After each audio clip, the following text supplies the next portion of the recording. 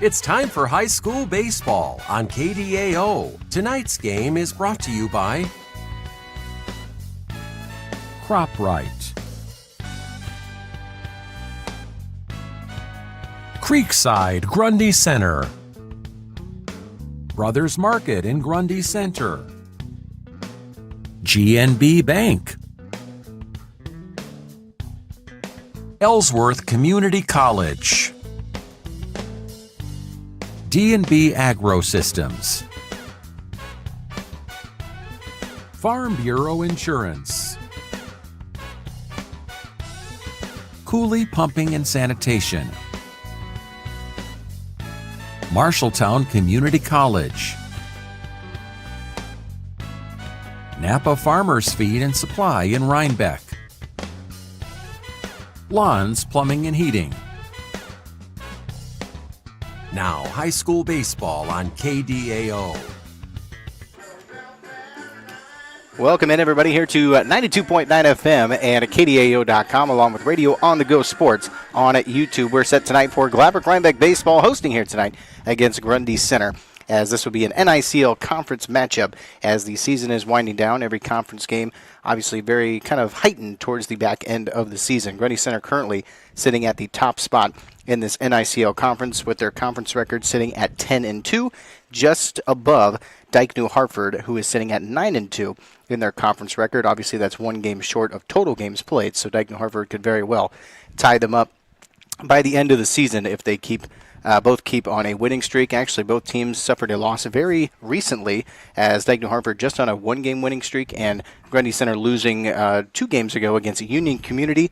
Followed that up with a win against East Marshall. I believe we had coverage of that as well, with Andy Jennings joining you just, I believe, maybe yesterday or 2 days ago, as Grundy Center travels here to Reinbeck tonight to take on the Rebels. GR looking for, I believe, their second conference win so far on the season, sitting at 5-11 overall on the season, as they are towards the bottom of their conference at 1-10 overall, just behind Sumner Fredericksburg, sitting at 2-9 in the conference record, also behind East Marshall at 2-8. Could very well jump some of those schools with some wins towards the back end of the year, as the season is kind of winding down. Postseason schedule will be out very, very soon, as we'll be able to get that to you as soon as we get that made up, and all the teams that we'll be covering throughout the postseason for baseball and softball, of course, as we approach the month of July. But we should be in for a good one tonight. Obviously, GR, Grundy Center know each other very well.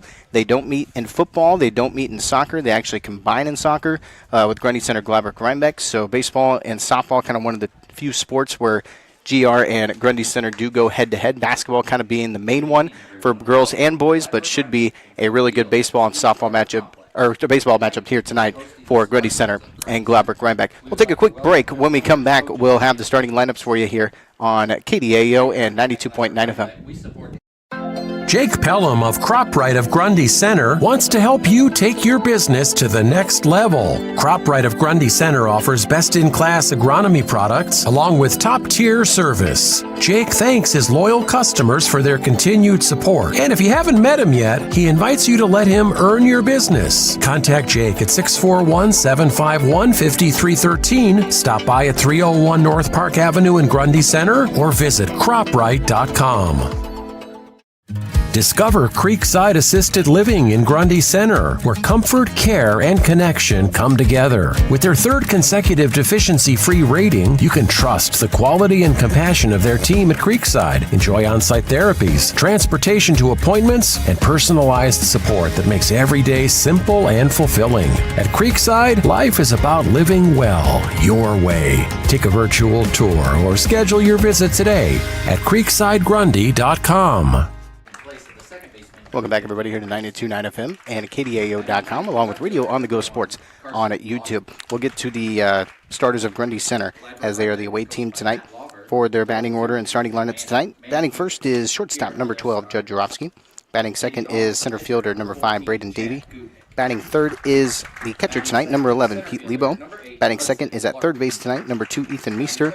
Batting fifth is first baseman, number 19, Ryder Slifer. Batting sixth is the pitcher tonight, number 24, Hayden Geerdes. Batting seventh is right fielder, number 10, Mason Thiede. Batting eight is designated hitter, number 13, Asher Lunerman. And batting ninth is left fielder, number 1, Carson Lauby. we'll get to, and also for the designated hitter tonight over in second base, number 15 is Riggs Yoder.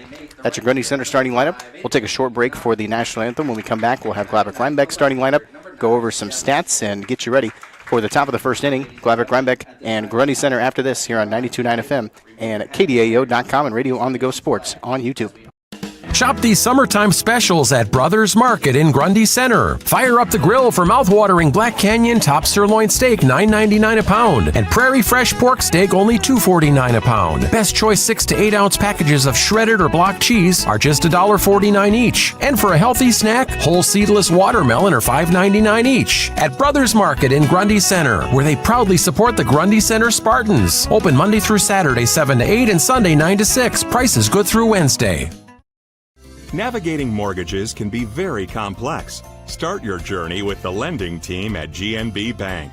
We're committed to getting you to your next home. We offer both fixed rate and adjustable rate mortgages to fit your specific needs. Our experienced lenders help guide you through the process. You can make payments or receive customer service at your local GNB Bank office. Whatever your dream home looks like, we'll point you in the right direction at GNB Bank. Are you ready to make the most of your college experience? Look no further than Ellsworth Community College in Iowa Falls, Iowa. At Ellsworth, we offer a world of possibilities with 55 different academic programs to choose from. We also offer 8 NJCAA athletic programs and 2 club programs so you can get involved in the sport you love and be part of a winning team. Ellsworth Community College is where you can experience a 4-year education in just 2 years. Ready to take the first step? Visit us online at ellsworthcollege.com for more information or give us a call at 641-648-4611. Experience Ellsworth today. Welcome back here to KDAO FM, 92.9 FM, and Radio on the Go Sports on YouTube, along with KDAO.com. Gladbrook Reinbeck hosting Grundy Center tonight. We'll get to the Gladbrook Reinbeck starters here real quick as we are about to get set for the top of the first inning. Starting lineup tonight and batting order for GR will be number 14 leading off is the pitcher tonight of Chad Gutnick. Batting second is center fielder number 8 in Hudson Clark. Batting third will be third baseman number 2 Trey Herron. Batting fourth will be shortstop number 15, Bennett C. Batting fifth will be first baseman number 16, Malachi Lancaster. Batting sixth will be catching tonight number 6, Cole Grammer. Batting seventh is the designated hitter of number 39, Wyatt Gieseking. Batting eighth is right fielder number 5, Anthony Kanak. And batting ninth is left fielder number 9, and Devin Bolt. And at second base tonight, number 3, I believe, Blake Herms, who will not be in the order tonight as Wyatt Gieseking as the designated hitter in the order at number 7. So set tonight, the pitching battle tonight will consist of the pitcher of Hayden Geertis for Gladbrook Reinbeck as we take a quick look at some of Geertis' stats as he'll be starting off tonight. I believe he's pretty heavy in the Gladbrook Reinbeck pitching rotation as we'll take a quick look. Hayden Geertis for Grundy Center. My bad. Chad Gutnick, is Gladbrook Reinbeck. I had a wrong stat sheet there for a second. But Chad Gutnick is the starting pitcher tonight, of course, for Gladbrook Reinbeck, the sophomore, as he's looks like he's got a 2-2 overall record. Played in total of 6 games and started 4. In terms of games played, this would make him the top spot in the pitching department alongside Trayvon Herron. In terms of total games played, both have 6 coming in, and this will be his 7th game pitched on the season. 186 batting average against and an ERA of 2.22 as he's allowed 24 total hits, 17 runs on the season. So underway, a couple of pitches down, a 1-1 count. As this is Judd Jarofsky leading off for Grundy Center. One of the star players for Grundy Center baseball, a very high batting average, and no, I'm not reading this wrong to you, 622 batting average on the season so far for Judd Jarofsky. 1-2 count. Jarofsky's going to drive this over to the third baseman. Scooped up. Throw over to first will be in time. And an important out for Gladbrook Reinbeck as the leadoff hitter, Judd Jarofsky, out on first as he's thrown out by the third baseman. Third baseman Trey Herron making the throw over to first. This will bring up Braden Davey.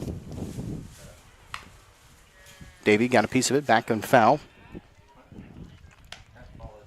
Davey over in center field tonight.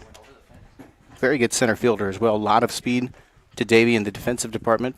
Second in the batting order, .238 average for Davey. One of the senior leaders with Grundy Center this year. Pretty senior heavy in the front three, or front five, I should say. 4 out of the 5 are seniors. Here's a laid down ball. Going to be scooped up by Gutnick. Thrown over to first. Will be in time, as the speed of Davey not going to be quick enough to come in safe to first, as he will ground out as well. So I miss if that was a potential bunt or just kind of lightly tapped, but either way, Gutnick able to get on top of it, throw over to first in time, as 2 up and 2 down. It's a good start defensively for Gladbrook Reinbeck. This will bring up Pete Lebo. Lebo, the catcher. Very good running back for Grundy Center. One of the senior leaders with Grundy Center in this kind of front three in the order. Ryder Slifer as well as another senior. 1-1 count with 2 down, both on ground outs. Got one near the top of the zone, just a bit high for the umpire, called ball 2.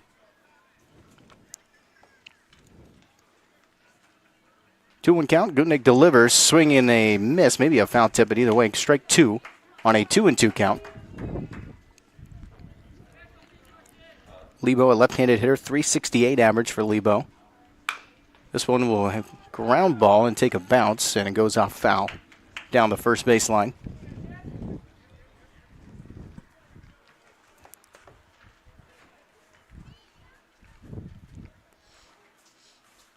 Gutnick will reset.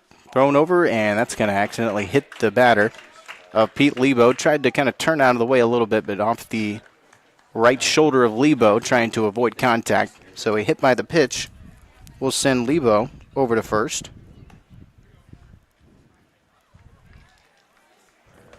That'll bring up Ethan Meester, the third baseman. Meester, a very good player as well. .409 average for Meester on the year. And Meester, very common in Grundy Center athletics as a whole. Lead wide receiver for Grundy Center football.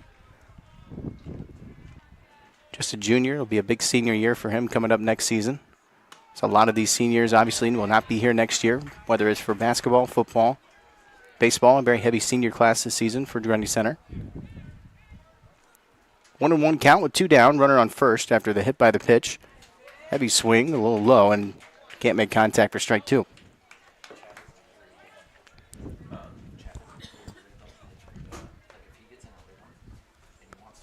1-2 count. Runner's going to go from first to second, but a swing and a miss will go for strike 3, as Meester will strike out. And a good start for Chad Gutnick at the pitching mound. Little mistake with a hit by the pitch, but able to make up for it on a strikeout, and it leaves Grundy Center with no runs, no hits, no errors, and 1 left on, as the hit by the pitch walk is the only way Grundy Center was able to get anybody on base, and a strikeout ends the top of the first.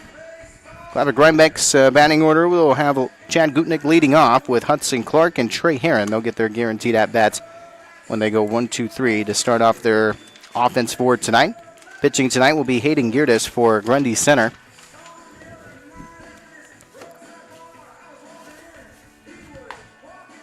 As we'll take a quick look at some of Geerdes' stats in the pitching department, just to kind of see some of his experience and what he'll be kind of working with going through this matchup tonight. Hayden Geerdes is a junior and hasn't played in too many games in the pitching department. Only played in 3 total. He started 1, so this will be his second official start on the year. Pitch count up to around 157. He's got a good batting average against, though, of 158 and an earned run average of 2.52. It's allowed a total of 6 hits and 6 runs on the year as a whole. Hasn't played in too many, though, like I mentioned, with this will be his only 4th game total played and his second official start for his junior year for Grundy Center. Some of the heavy pitchers include the likes of Ethan Meester, Braden Davey, Judd Jaromsky, and Britt Meyer, as Hayden Geerdes will get some much-needed experience towards the back end of the year. Of course, with some of the senior heavy pitchers of Grundy Center, most likely Hayden Geerdes will be called upon to do a lot more pitching going into his senior year. Obviously looking ahead quite a bit, obviously, but you can always prepare as much as you can, especially when you have a senior-heavy class. All the seniors kind of graduated already, but still participating, obviously, in this baseball. Iowa, the lone state in the country, by the way, to do baseball, softball in the summertime. Most schools do it in the springtime. First pitch right down the middle for a strike as Gutnick lays off. Gutnick, a left-handed hitter as well, going up against the right-handed pitching of Geerdes.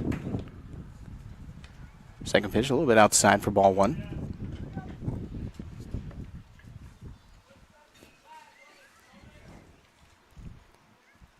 1-1 count. Gutnick lays this one down. This will go to the first baseman. A little bit of a bobble, but able to handle it, as that is Ryder Slifer, I believe, over on first base, touching the bag for the first out.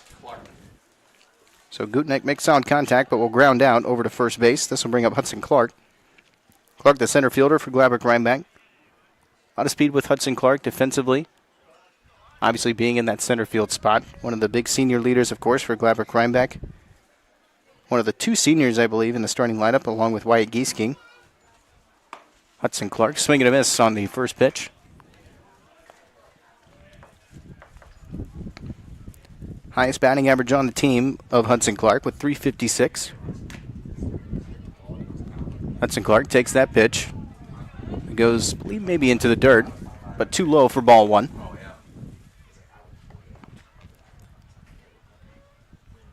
One and one count with one down.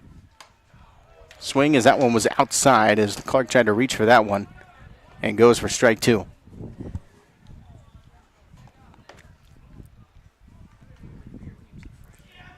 One and two count. This one will get laid down to shortstop, will be there, as that's Jarofsky over at shortstop. Throw over to first is going to be caught a little bit low, almost mishandled, but Slifer able to hold on and will be called out over on first base. A little bit tricky there, but ends up getting it in the glove and steps on the bag for the out. So back-to-back ground outs. Ground ball to first base and ground ball to the shortstop, both out at first. It'll bring up Trey Herron, the third baseman. Big junior for Gladbrook Reinbeck. Heavy swing and a miss for strike one. Trey Herron, excellent athlete, really good soccer player in his own right for GCGR. A very talented football player as well. Plays a lot of running back, plays some wide receiver, but very, very quick kid. This is going to be driven into center field. That will drop, and that will be a base hit. Herron's going to go for two, and he'll get there sliding in, and they're going to call him safe as Trey Herron turns that into a double, and there's the speed of Trayvon Herron, and he gets himself a double. Number 15. A nice double for Trey Herron as he dropped that right into center field, as Davey could not get there in time, able to get on top of it, but throw was not going to be quick enough, and the speed of Herron able to get him over to second base, as this will bring up Bennett C. for Gladbrook Reinbeck. Bennett C. in the fourth spot in the batting order. He's at shortstop. .234 average for Bennett C. C is a sophomore.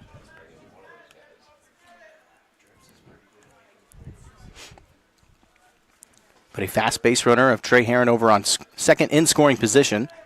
SC wants to take advantage of this. He'll put this one down. It'll go over to the shortstop of Jarofsky. Scooped up, throw over to first is in time for the third out, as Herron's going to get stranded over on second base after his double. So the base hit of Gladbrook Reinbeck for the double of Trey Herron, nicely struck, not to come home. So no runs, one hit, no errors, and one left on. Score still 0-0 after one inning. We'll go to the top of the second. Grundy Center will lead off with Ryder Slifer. They'll have Hayden Geerdes and Mason Teedy after this here on 92.9 FM and Radio on the Go Sports on YouTube. For your commercial or agricultural projects, trust D&B Agrosystems of Hubbard. D&B Agrosystems is a turnkey operation for commercial and on-the-farm solutions. At D&B, they offer grain storage, handling, and dry systems for all sizes of operation. For more than 40 years, D&B has built a name of consistently delivering quality products and prompt, reliable service at competitive prices. For complete details on what D&B Agrosystems of Hubbard can do for your operation, visit dnbsystems.com. Farming isn't just your livelihood, it's your life. And no one understands that better than Farm Bureau Financial Services. We offer comprehensive coverage that protects your farm, machinery, livestock, and so much more. And you'll get customized coverage in one policy with one premium and one deductible when you need it most. Contact Farm Bureau agent Kyle Blom or sales associate Justin Teesing in Reinbeck and learn more about smarter insurance for agriculture. Farm Bureau Property and Casualty Insurance Company, Western Agricultural Insurance Company. Top of the second coming up here. Grundy Center leading off with Ryder Slifer, the first baseman.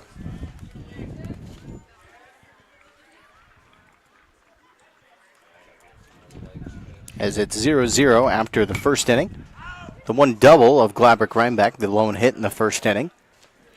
Not to turn into any points. Grundy Center had just the one walk to put a runner over on first base. But that's pretty much it in terms of the first inning and getting things just started here in Reinbeck. Slifer's going to take that pitch a little bit too high for a 2-1 count.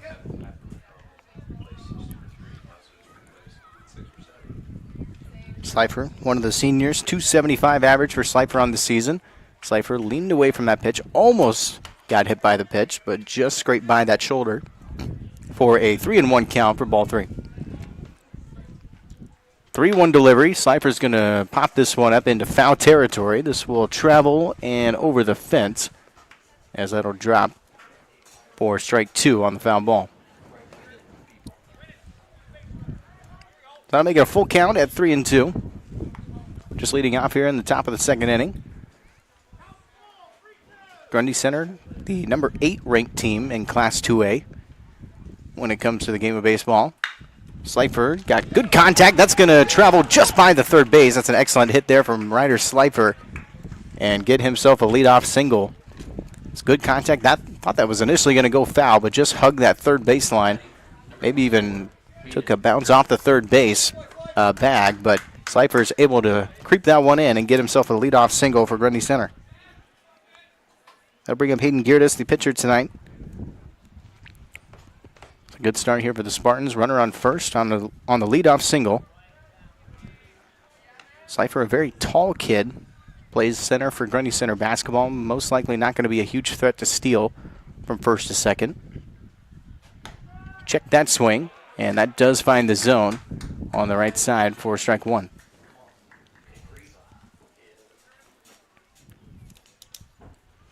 Geerdes lets that one fly. A little hesitant on the swing. Goes for strike two. Can't make contact. Didn't necessarily fully commit to that one. Slifer is going to go from first to second. There is contact made. It's going to be a pop-up into center field. Slifer's going to have to come back to first to tag up. A little nonchalantly. It's going to be overthrown. Take a bounce, though, and it's going to be scooped up from the first baseman. So it is caught for the out, and the runner will tag up over on first. As Geerdes will fly out, this will bring up Mason Dede.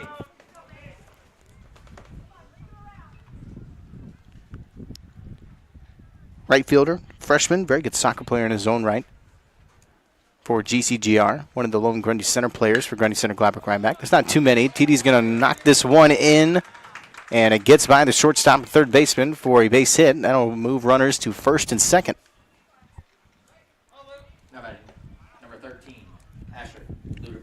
That'll bring up Asher Luderman. So a base hit. Slifer with the base hit. Geerdes flew out.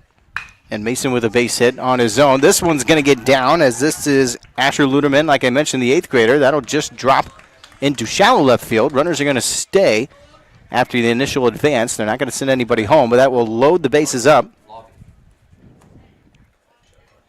So 3 base hits here in this second inning. Loads the bases up. Carson Lobby, the left fielder, sophomore, 233 average, 9th in the batting order, has bases loaded. This one's going to make contact. It's going to be popped up in the infield. Might be in foul territory. Spectators get out of the way a little bit. That's going to drop just right below that fence. Everybody's all right for foul ball.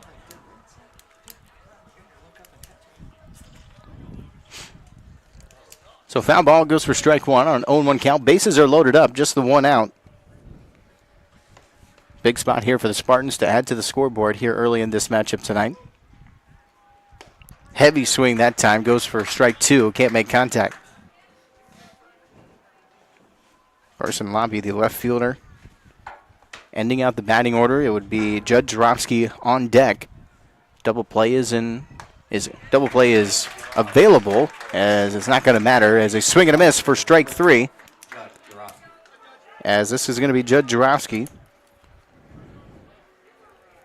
Star player for Grundy Center. He's got, like I mentioned before, .622 average on the season for Judd Jarofsky. He's in a big spot. He's going to drive this into center field off the first pitch, and that's going to be a diving attempt, and that's going to drop.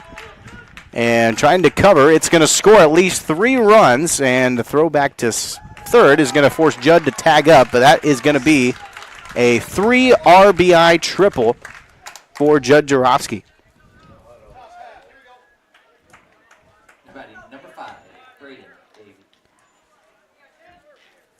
So Grundy Center able to take full advantage of those bases loaded as Judd Jarofsky sits over at third base after his 3 RBI triple. There's going to be another base hit. That'll send Jarofsky home from third as Braden Davey gets himself an RBI single.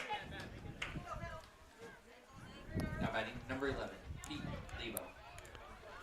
So before I can even announce that Davey was up to bat, Davey was able to drive it into shallow center field, get himself on first, and send in a run as he 3 singles in a row, loads the bases up, and Jarofsky gets himself a 3 RBI triple and then an RBI single from Braden Davey. Makes this a 4-0 game here in the second inning as Grundy Center taking full advantage here in the second inning after a bit of a slow start in the first. As this is Pete Lebo up to bat next. He was hit by the pitch in his last at-bat. He'll look to potentially send Davey home here over on second. This is going to be slightly contacted back behind home plate for foul ball. Count is at 1-2. Chad Gutnick just trying to do some damage control here. Walk out of this inning without any more runs being put on the board. This is going to be a little bit far off to the right for ball 2.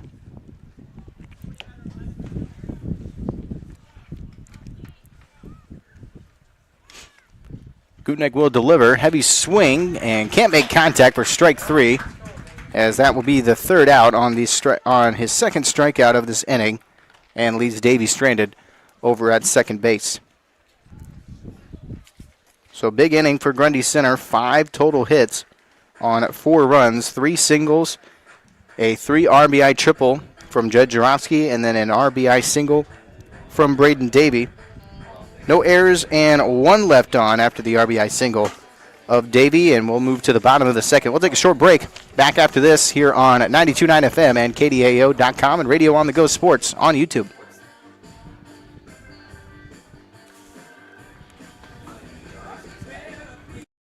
Cooley Pumping of Morrison is the name to know for all things pumping, septic, and sanitation. From pump trucks to portable restrooms, Cooley Pumping has you covered with exceptional service and reasonable pricing for septic installation, maintenance, tank pumping, repairs, drain cleaning, jetting, time of transfer inspections, and more. Call 319-345-6080 for more information or find us on the web at www.cooleypumping.com. Cooley Pumping is a proud supporter of Gladbrook Reinbeck Rebel Athletics. Farmers Feed and Supply in Reinbeck is your place to go for all of your automotive needs. They offer auto repair, tire repair, oil changes, a new line of tires, and make on-the-farm tire repairs. Farmers Feed and Supply in Reinbeck is also a Napa authorized heavy truck parts dealer. Farmers Feed and Supply is located at 405 Grundy Avenue, or you can call 319-788-2000 for all of your automotive needs. Farmers Feed and Supply in Reinbeck is a proud supporter of Gladbrook Reinbeck Sports. That's Farmers Feed and Supply in Reinbeck. Bottom of the second inning, a big second inning for Grundy Center. Offensively, 4 runs in the top of the second after the 3 RBI triple from Judd Jarofsky and an RBI single of Braden Davey. Makes this a 4-0 contest. Bases were loaded, of course, on that 3 RBI triple for Jarofsky as the leadoff hitter for GR. Malachi Lancaster puts the first pitch on the ground over to third base. Throw over to first is going to be in time for the first out. Let's bring up Cole Grammer, the catcher tonight. Grammer's a junior, 182 average, his first at-bat this evening.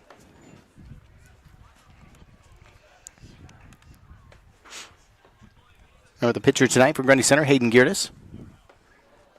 Garris delivers. This one's going to be put down. That'll drop easily over into shallow left field. And a base hit for Cole Grammer. Now batting number 39, Wyatt Gieske. So good response there from Gladbrook Reinbeck. Base hit puts a runner on first base with just the one out. This will bring up Wyatt Gieske, the designated hitter. Gieske, one of the two lone seniors in the starting lineup for the Rebels. Gieske will take that first pitch. That will be, we'll just find that bottom right corner for strike one.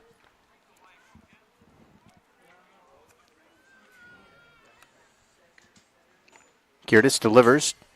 Took a swing, kind of crouched in a little bit on that plate.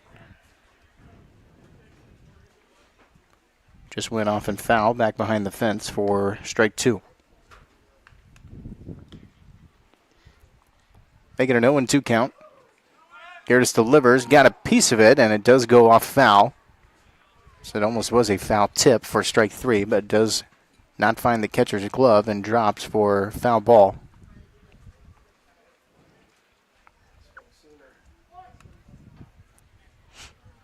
Count stays at 0-2. Runner over on first. Just the one out for Gladbrook Reinbeck. Still has a chance to try and at least chip away at this lead here early. And a throwback over to first. Nice attempt there trying to pick off the runner, but does slide back in and safe.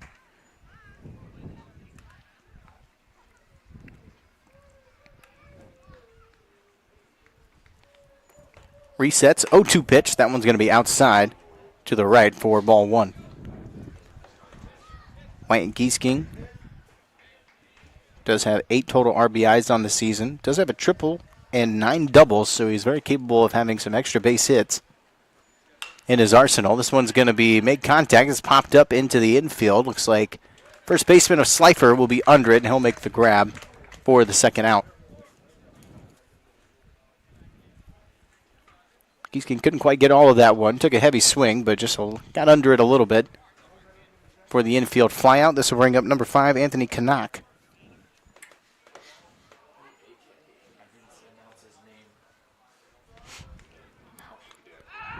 Throw back over to first, trying to tag up, and it's going to be called back safe.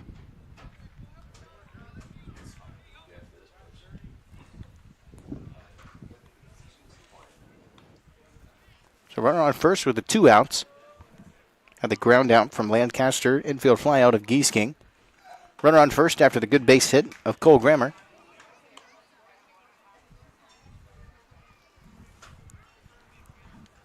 Took that first pitch, did find the zone for strike one. It's Junior Kanak, 200 average for him. 0-1 pitch outside to the right. Takes that pitch for ball one, and it's outside.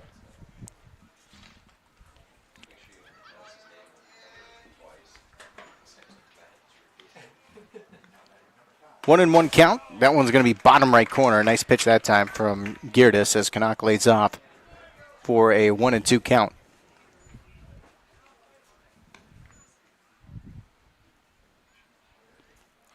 Geertis resets. He's thrown back over to first a couple of times. We'll see if he'll do it again. Lays off that time. Reach for that swing. That'll be a little low. Can't make contact for strike three as Geertis will strike Kanak out. As the setting will go for no runs off the one hit, no errors, and a 1 left on. It's very similar to that first inning, except Trey Heron had the double, this time just a single, but leaves the runner stranded over on first base. I want to give a big thank you to some of our sponsors here tonight to bring this broadcast possible to you of CropRite, Creekside and Grundy Center, Brothers Market, GME Bank, Ellsworth Community College, and DMB Agro Systems. We'll take a short break. We'll come back after this for the top of the third inning here on 92.9 FM and KDAO.com. You've got goals. You need a plan. Don't waste time or money. At Marshalltown Community College, you get the power to choose. Transfer to a 4-year university or step straight into a career in healthcare or trades. Small classes, caring faculty, real-world experience. Marshalltown Community College. Your future starts now.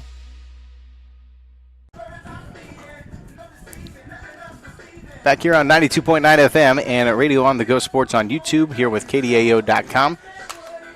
Hope you guys have been enjoying the summertime so far. We're here at the top of the third inning. It's another beautiful day for baseball, softball. I hope you've gone out to plenty of baseball games so far this summer. We've had some great weather, especially these past, I want to say like 2 to 3 weeks. It's been pretty consistent around 70 to 80 degrees. It's kind of been around that range. Maybe we're lucky with an 85-degree day here and there, but for the most part, it's been very consistent, very nice temperatures, but that's going to change this upcoming weekend. Starting Sunday, we're going to be close to probably 90 degrees. Humidity is going to start to go up quite a bit. We may have some rain, and that will not help with that humidity level. So definitely be prepared once kind of that postseason starts. When that postseason starts, we are going to be into a lot more hotter temperatures. So just be well aware, get some sunscreen ready.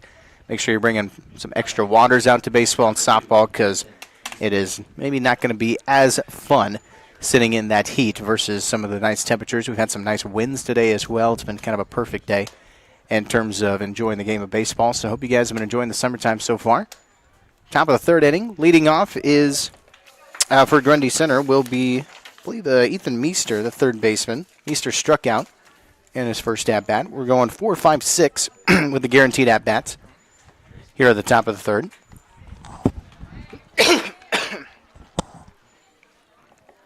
Big inning for Grundy Center last time out. Total of 5 hits, 3 base hits. Able to load up the bases of Ryder Slifer, Mason Teedy, and Asher Luderman, all getting base hits. And then that set up Judd Jarofsky for the 3 RBI triple, making it 3-0. And then the RBI single of Davey, able to improve this to 4-0. There's a nicely struck ball into center field, but will not be able to get down. And nice cover from Hudson Clark over in center field for the first out. Solid contact there from Meester, but right to the center fielder of Hudson Clark. So make the grab. This will bring up Ryder Slifer, his second at-bat tonight. He got things started off in that second inning with the leadoff single. Looking to do a similar result here. Takes the first pitch, found that top right corner for strike one.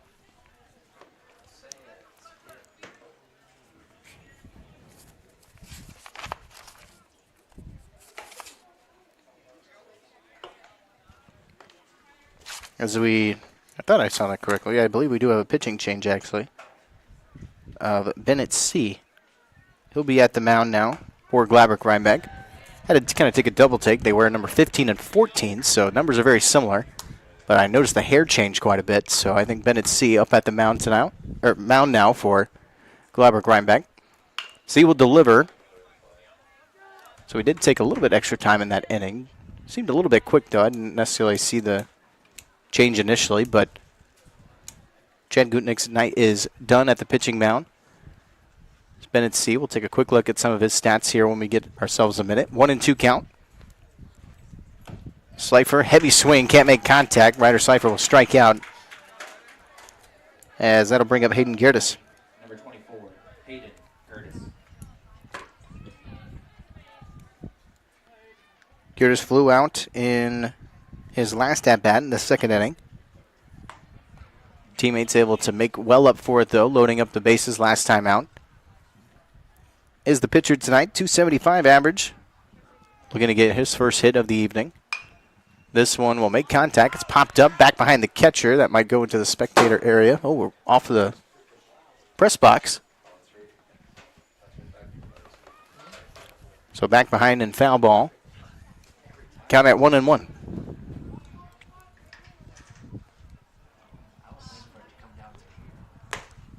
That pitch a little bit too high for ball 2.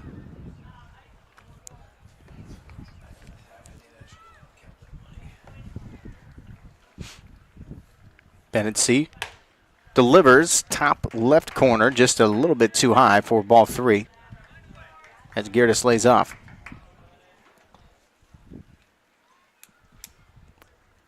Three and one count, heavy swing and a miss for strike 2. Nice pitch that time from Bennett C.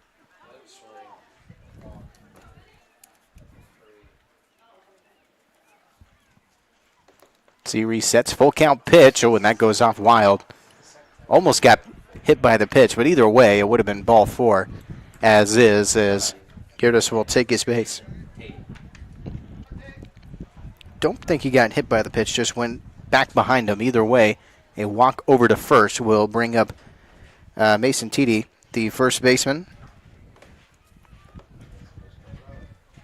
Mason, a freshman, right fielder, 297 average. Did get himself a base hit last time out. Checked the swing that time. Does find the zone for strike one.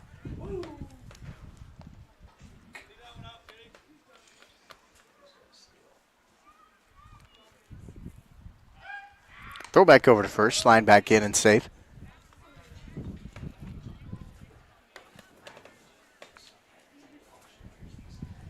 Mason Teedy, one of the, I believe, the lone freshman in the starting lineup for Grundy Center. Steal attempt's going to go from first to second, and ball thrown a little bit off the bag, so slide in safely for Grundy Center.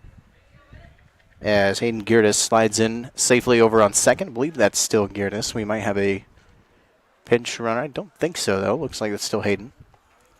Sometimes you'll see the pitcher often get subbed out for the base running, as TD's going to put this one into play. A little bit of trouble with it at first. Throw over to first is going to be in time. Nice cover there from Gladbrook Reinbeck of the second baseman of GR, and that's Blake Herms making the play. Throw over to first in time. So that would have been a costly error in the infield. That would have put a runner on third base. But the ground out for the third out, as that will keep it a 4-0 game. We'll go to the bottom of the third, as we'll take a short 30-second break. Back after this, Gladbrook Reinbeck up to bat next here on 92.9 FM and KDAO.com. Who are you going to call when your air conditioner or furnace quits running? What about when your basement's filling up with water? For 30 years, Lon's Plumbing and Heating in Reinbeck has been handling all your plumbing, air conditioning, and heating needs. Lon's also offers services for duct cleaning, wells, septic plumbing, backhoe, and geothermal. Call Lon's Plumbing and Heating of Reinbeck at 319-345-2711. That's Lon's Plumbing and Heating of Reinbeck. Jake Pelham of CropRite of Grundy Center wants to help you take your business to the next level. CropRite of Grundy Center offers best-in-class agronomy products along with top-tier service. Jake thanks his loyal customers for their continued support. And if you haven't met him yet, he invites you to let him earn your business. Contact Jake at 641-751-5313. Stop by at 301 North Park Avenue in Grundy Center or visit croprite.com. Welcome back here to 92.9 FM and at KDAO.com. Just so you know, we had that pitching change, obviously, for GR of Bennett C. and subbing in for the pitching of Chad Gutnick, and also Gutnick, instead of pitching, he's over at right field now. Blake Herms is over at shortstop, and the second baseman now is Anthony Canuck. So Canuck was able to make that infield play last time out to throw it over to first, as they kind of moved some guys around, of course, after the pitching change initially. So bottom of the third, leading off for Gladbrook Reinbeck is going to be Devin Bolt, the left fielder. Very good goalkeeper for GCGR Soccer of Devin Bolt. Heavy swing that time, can't find contact for strike one. Bolt over at left field, 130 average for Devin Bolt. They'll go to the bottom of the order of Bolt and then back up to Chad Gutnick and Hudson Clark. Will have their guaranteed at-bats here in this third inning for the Rebels. Found the zone that time for a 1-2 count. Still Hayden Geertis at the mound for Grundy Center. Geertis delivers. That'll be just a tad high for ball two.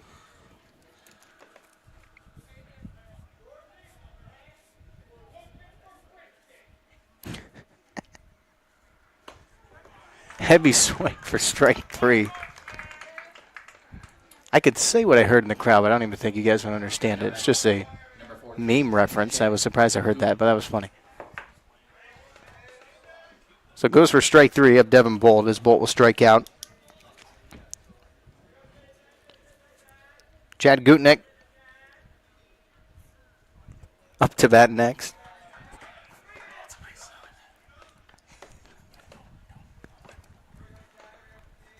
1-0 count with one out after the initial leadoff strikeout. As pitch just going to go high for ball two. Hudson Clark is on deck. Gutnick grounded out his first at-bat.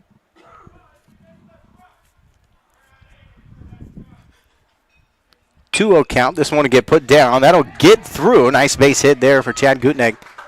He'll round over to first, and he'll stay put, and a good base hit for Gutnick. Now batting. As Gladbrook Reinbeck's done okay offensively. They've gotten themselves 3 base hits now. The double of Trey Herron, base hit of Cole Grammer, and now Chad Gutnick gets himself over on first. Just haven't been able to necessarily keep things going and follow it up. Guys kind of usually stay stranded over at first base. I think we had the steal from, or no, Herron had the double, of course, so he was left over at second. But Gladbrook Reinbeck just trying to kind of rally some hits together, get some guys into scoring position. And there was a bunt attempt, and that goes off wild. That's going to be a wild pitch.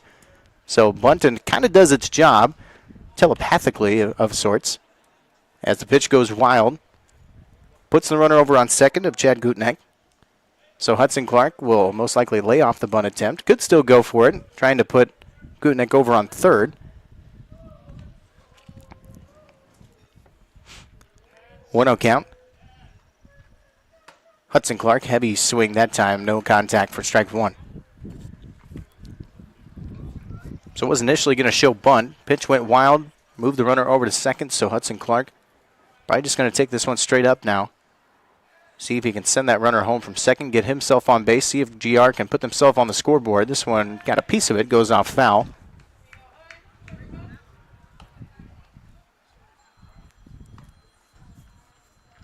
One and two count.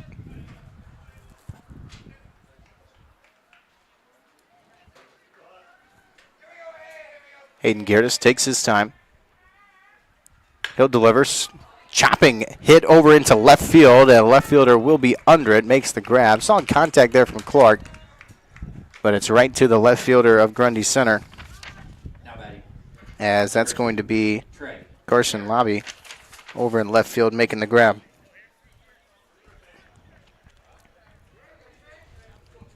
So Hudson Clark will fly out. This will bring up Trey Herron. Herron did get himself the double in his first at bat. If you can pick and choose when to have your hits, he might have chose this inning more than the other one, but that's just not how the game of baseball works out in the end. Brief discussion here from the catcher and pitcher of Grundy Center, as that's catcher of Pete Lebo. Him and Gertis having a brief conversation, now back in their positions. No first pitch thrown yet. Runner still over on second with 2 down. First pitch, that's going to be low off the dirt. Runner's going to go from second to third, and Lebo not able to get on top of it in time, and a safe steal for Gladbrook Reinbeck puts the runner at third in prime scoring position, so a base hit would get themselves on the board. Ups the stakes here for Trey Herron. Herron's going to take that pitch, just going to be high for ball 2.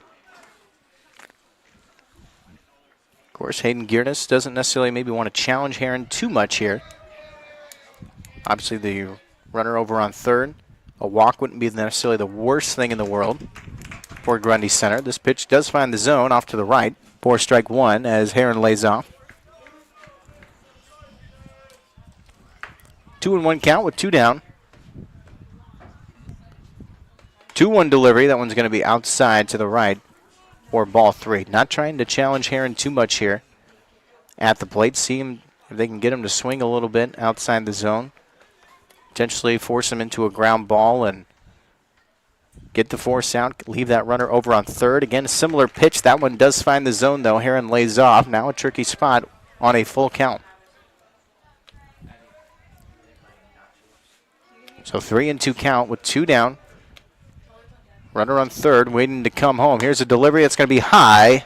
Trying to maybe get Herron to chase that a little bit, but good plate discipline from Trayvon Herron as he will walk over to first. So good at bat for Trey Herron. This will bring up Bennett C. Bennett C now the pitcher for Gladbrook Reinbeck, subbing in at the top of the third inning. So he has runners on first and third. They're going to have the steal. That was a little bit awkward. I think they were trying to potentially kind of trap that pitcher of Geartis, throwing back over to second and maybe finding the steal from third. So Geartis just kind of plays it smart a little bit, holds on to it, kind of allows the steal to happen from first to second. Doesn't want to throw any type of error or give any sort of hope for Gladbrook Reinbeck, although they did throw him out, it would have been a third out anyway. So I'm a little bit confused on why the attempt was not made. It seemed like it was going to be a makeable tag out if they were going to be able to get him. But either way, steal over to second. Second and third base runners, 1-1 count with 2 down. Bennett C takes that pitch. That one's going to be outside for ball 2. So 2-1 count. C takes a swing at that one. Foul tip, but a caught for strike 2 on a 2-2 count. Just barely got a piece of that one. Important pitch here. 2-2 delivery. That one's going to be low into the dirt, covered by Lebo. That'll make it a full count. Walk here would load the bases up. Malachi Lancaster waiting on deck for Gladbrook Reinbeck.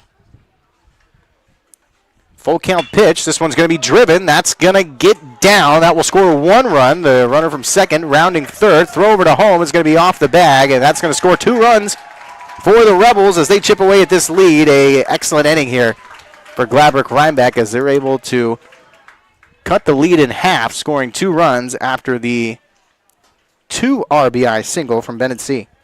Now batting, number 16, Malachi Lancaster.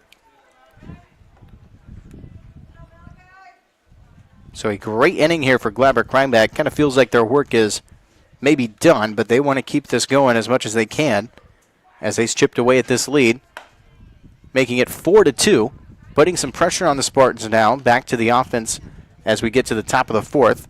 We do have a runner now on first after, remember, 2 RBI single. Bennett C's over on first now. Malachi Lancaster up to the plate. Heavy swing for strike 1 on a 1-1 count.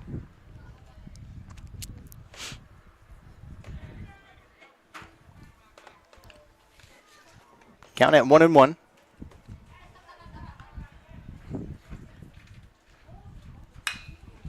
Here it is delivers. That's going to be struck over into shallow right field. Looks like the shortstop of Thede, I believe. Or I say shortstop. I meant second baseman, excuse me. Of Riggs Yoder, sorry. Riggs Yoder comes over and makes the grab for the 3rd out. So a fly out for Lancaster, but a excellent inning for Gladbrook Reinbeck as it's 4-2. GR able to gain themselves 2 runs in this 3rd inning after the 2 RBI single, as you had the base hit of Chad Gutneck, then the walk of Trey Heron, as that set up the runners on second and third after a couple of steals as well, putting runners in scoring position and sending them home. Good inning for GR. We'll go to the top of the 4th with a 4-2 lead for the Spartans. Back after this here on 92.9 FM and KDAO.com. Discover Creekside Assisted Living in Grundy Center, where comfort, care, and connection come together. With their 3rd consecutive deficiency-free rating, you can trust the quality and compassion of their team at Creekside. Enjoy on-site therapies, transportation to appointments, and personalized support that makes every day simple and fulfilling. At Creekside, life is about living well, your way. Take a virtual tour or schedule your visit today at creeksidegrundy.com. Welcome back here to Reinbeck for the top of the 4th inning. A very good inning for Gladbrook Reinbeck in the 3rd, cutting away at this lead. It's 4-2. Grundy Center leads here in Reinbeck, but 2 runs after the 2 RBI single from Gladbrook Reinbeck of Bennett C. Able to cut this lead in half. Now Grundy Center feels a little bit of pressure here offensively. All the runs came in the 2nd, and 5 total hits, 3 singles, then the 3 RBI triple from Judd Jarofsky, and then the RBI single of Braden Davey, able to give a 4-0 lead. But Gladbrook Reinbeck, a good response in the 3rd inning as they put the pressure on the Grundy Center now. Remember, this is Bennett C now at the mound. He came in on the pitching change in the 3rd inning. As this is Asher Lutterman, the designated hitter for Grundy Center. He'll get his 2nd at-bat. He got himself a single, so he was able to gain himself a run after the 3 RBI triple that loaded up the bases. Or his single was able to load up the bases, I should say. 0-2 count. This one's outside to the right for ball 1.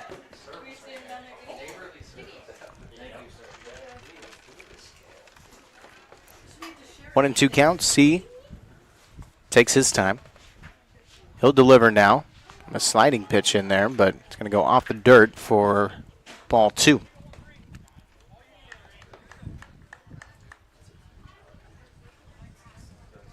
I believe it was ball 2. Maybe it wasn't. Maybe it was an 0-2 count. So I think they'll maybe go for ball 1. So 1-2 count. Then C back in. Delivers. This will be a chopper. Just a slight pop up to C. Or a slight bounce up to C, I should say. But ground ball. Throw over to first in time for the easy throw for the first down. So Asher Linderman will ground down. Number 1, Carson Lobby. This will bring up Carson Lobby, the left fielder. Lobby struck out in his first AB. He'll get his second one tonight. He's ninth in the batting order, so Jurowski waiting on deck for the Spartans.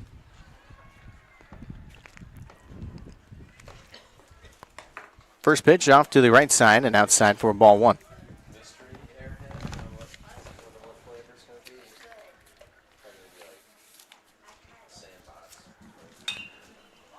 1-0 pitch. This one's going to be popped up into the infield. Oh, and miscommunication a little bit from GR. It will be caught. But both the shortstop and second baseman, both to the ball, as that was Blake Erms over at shortstop. Initially does make the grab, but almost got in the way of Anthony Canuck there at shortstop and second base, but does make the grab. So Lobby will have the infield fly out. This will bring up Judd Jurowski. First pitch knocked off and fouled. Back into the parking lot of sorts for strike 1. So Jurowski, obviously the 3 RBI triple in his last at-bat. Could maybe start some things here in the second inning. He's going to get under this one, though. He'll pop this one up into the infield. The second baseman of Canuck is under it, and he will make the grab for the third out. So not to be that time. Infield fly out, 3 up and 3 down for the Spartans. Goes for no runs, no hits, no errors, and nobody left on as it remains 4-2 after the top of the fourth. Gladbrook Reinbeck trying to keep their offensive momentum going after a good sequence defensively. See if they can maybe add a couple more runs, see if they can tie this or potentially take the lead and get some momentum back on their side. Halfway through this matchup tonight, we'll take a short break. Back after this here on RadioOnTheGoSports.com, on YouTube, and 92.9 FM. Shop these summertime specials at Brothers Market in Grundy Center. Fire up the grill for mouthwatering Black Canyon top sirloin steak, $9.99 a pound, and Prairie Fresh pork steak, only $2.49 a pound. Best choice 6 to 8 ounce packages of shredded or block cheese are just $1.49 each. And for a healthy snack, whole seedless watermelon are $5.99 each. At Brothers Market in Grundy Center, where they proudly support the Grundy Center Spartans. Open Monday through Saturday, 7 to 8, and Sunday, 9 to 6. Prices good through Wednesday. Navigating mortgages can be very complex. Start your journey with the lending team at GNB Bank. We're committed to getting you to your next home. We offer both fixed rate and adjustable rate mortgages to fit your specific needs. Our experienced lenders help guide you through the process. You can make payments or receive customer service at your local GNB Bank office. Whatever your dream home looks like, we'll point you in the right direction at GNB Bank. Cole Gramer leading off here for Gladbrook Reinbeck, bottom of the fourth. First pitch is going to be popped up into foul territory and deep into left field. And the left fielder, he had it in his glove and dropped it into foul territory as it will drop for foul ball. Tough drop there for Grundy Center over in left field. Carson Lobby, it looked like he was going to be able to get to that handily, but I think overshot it just a tad, kind of reached back behind his head a little bit. Sun wasn't in his eyes. Sun's kind of back behind everything for the defense, so just kind of a misstep there. Won't go down as an error, though, as it drops for foul ball. So count is 1-1.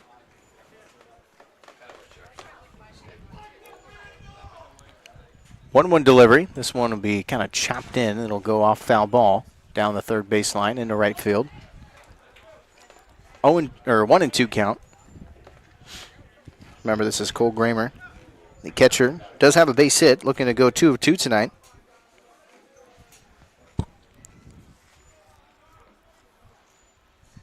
Delivery struck back behind home plate off the fence for foul ball. Keeps the count at 1-2.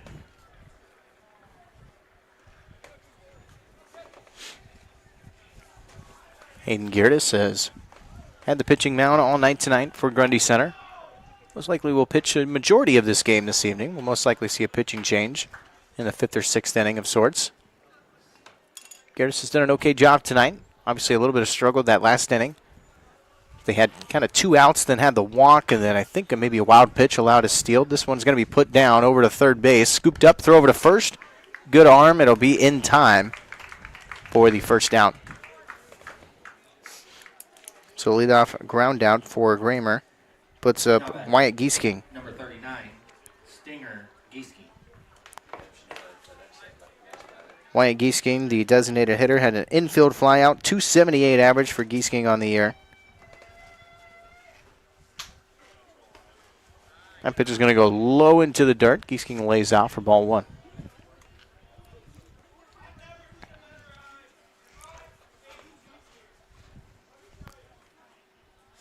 1-0 count. That one's off to the right. Often for ball 2.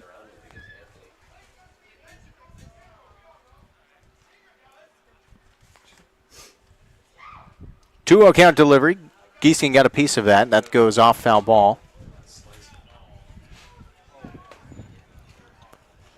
My car is as far away in the parking lot as I could have been, so I'm most likely going to be safe from any foul balls tonight. This one's going to get popped up. That'll be in foul territory, but it looks like Grundy Center will maybe get under it. And did they make the grab? Yes, they'll say it is snagged. Can't tell necessarily who got that. I think that's... was it Slifer? Yep, it was going to be Slifer with the grab. The first baseman for Grundy Center. 3 guys traveling to that pop-up into foul territory, but Slifer makes the grab for the second out. So this will bring up Anthony Canuck, the junior for Gladbrook Reinbeck. Canuck with a 200 average so far in the season. Struck out in his first at-bat, looking to do better here with 2 down. No one on base, though.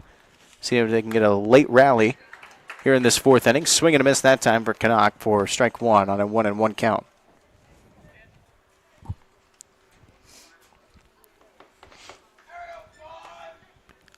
Gertis resets, delivers. It's going to be a tad high. I'll go for ball 2.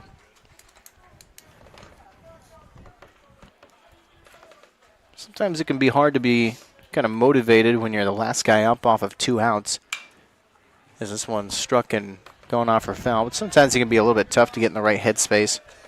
With no one on base, 2 outs, near the bottom of the order too. Sometimes it can be a little bit hard to get motivated for a base hit, but you never know when the rally can start. Gladbrook Reinbeck proved that to be true just last inning as they were on 2 outs, but the walk were able to put runners over at second and third. This is going to be a dropped strike 3, but it will go for the strikeout, a quick tag, as Canuck will strike out. So 3 up and 3 down, no runs, no hits, no errors, and nobody left on. Score remains 4-2. As we move to the top of the 5th, as Grundy Center will go 2-3-4 in their batting order at the top of the 5th inning. Grundy Center still under a little bit of pressure, but remains with the lead by 2 runs as we go into the top of the 5th. Quick break, back after this here on Radio On The Go Sports YouTube and 92.9 FM. Are you ready to make the most of your college experience? Look no further than Ellsworth Community College in Iowa Falls, Iowa. At Ellsworth, we offer a world of possibilities with 55 different academic programs to choose from. We also offer 8 NJCAA athletic programs and 2 club programs so you can get involved in the sport you love and be part of a winning team. Ellsworth Community College is where you can experience a 4-year education in just 2 years. Ready to take the first step? Visit us online at ellsworthcollege.com for more information or give us a call at 641-648-4611. Experience Ellsworth today. For your commercial or agricultural projects, trust D&B AgroSystems of Hubbard. D&B AgroSystems is a turnkey operation for commercial and on-the-farm solutions. At D&B, they offer grain storage, handling, and dry systems for all sizes of operation. For more than 40 years, D&B has built a name of consistently delivering quality products and prompt, reliable service at competitive prices. For complete details on what D&B AgroSystems of Hubbard can do for your operation, visit dnbsystems.com. Top of the fifth inning here on 92.9 FM and Radio on the Go Sports on YouTube. Grundy Center leading off with Braden Davey. First pitch delivered. This one will get put down. Scooped up from the third baseman, thrown over to first. Davey with the speed, but can't quite get there in time, as it will be an out. Good strength there from Gladbrook Reinbeck's third baseman, Trey Heron, as he's able to prevent Davey from getting on base. So Davey will ground out. It'll bring up Pete Lebo. Pete Lebo was hit by the pitch and struck out in his first two at-bats. Grundy Center in a good spot in the order, obviously, to try and kind of get things going like they did in the second inning. Haven't been able to find too much offensive success other than that second inning. No hits in either of those. Either of the 1, 3, and 4th inning. The only hits and runs were in the second. This one will get driven into center field, and that one will drop as soon as I say that. And that's going to round over to second. Sliding in for Grundy Center is safe of Pete Lebo, as that throwback over to center field off the bag a little bit. As that will, or no, I think, okay, yeah, he's just taking off some of his equipment, as he will be ruled in safe. So Pete Lebo turns that into a double, as Ethan Meester will be up to bat next. Very good batter of his own right for Grundy Center. Second highest average on the team in the 4th spot in the order. 409 average for Meester on the season. Meester will chop this one over into center field. That's going to have a chance to drop. Hudson Clark diving is not going to make the grab. Or does make the grab. Okay, the runner tagged up over on second and goes over to third. So that's a great grab in center field for Hudson Clark.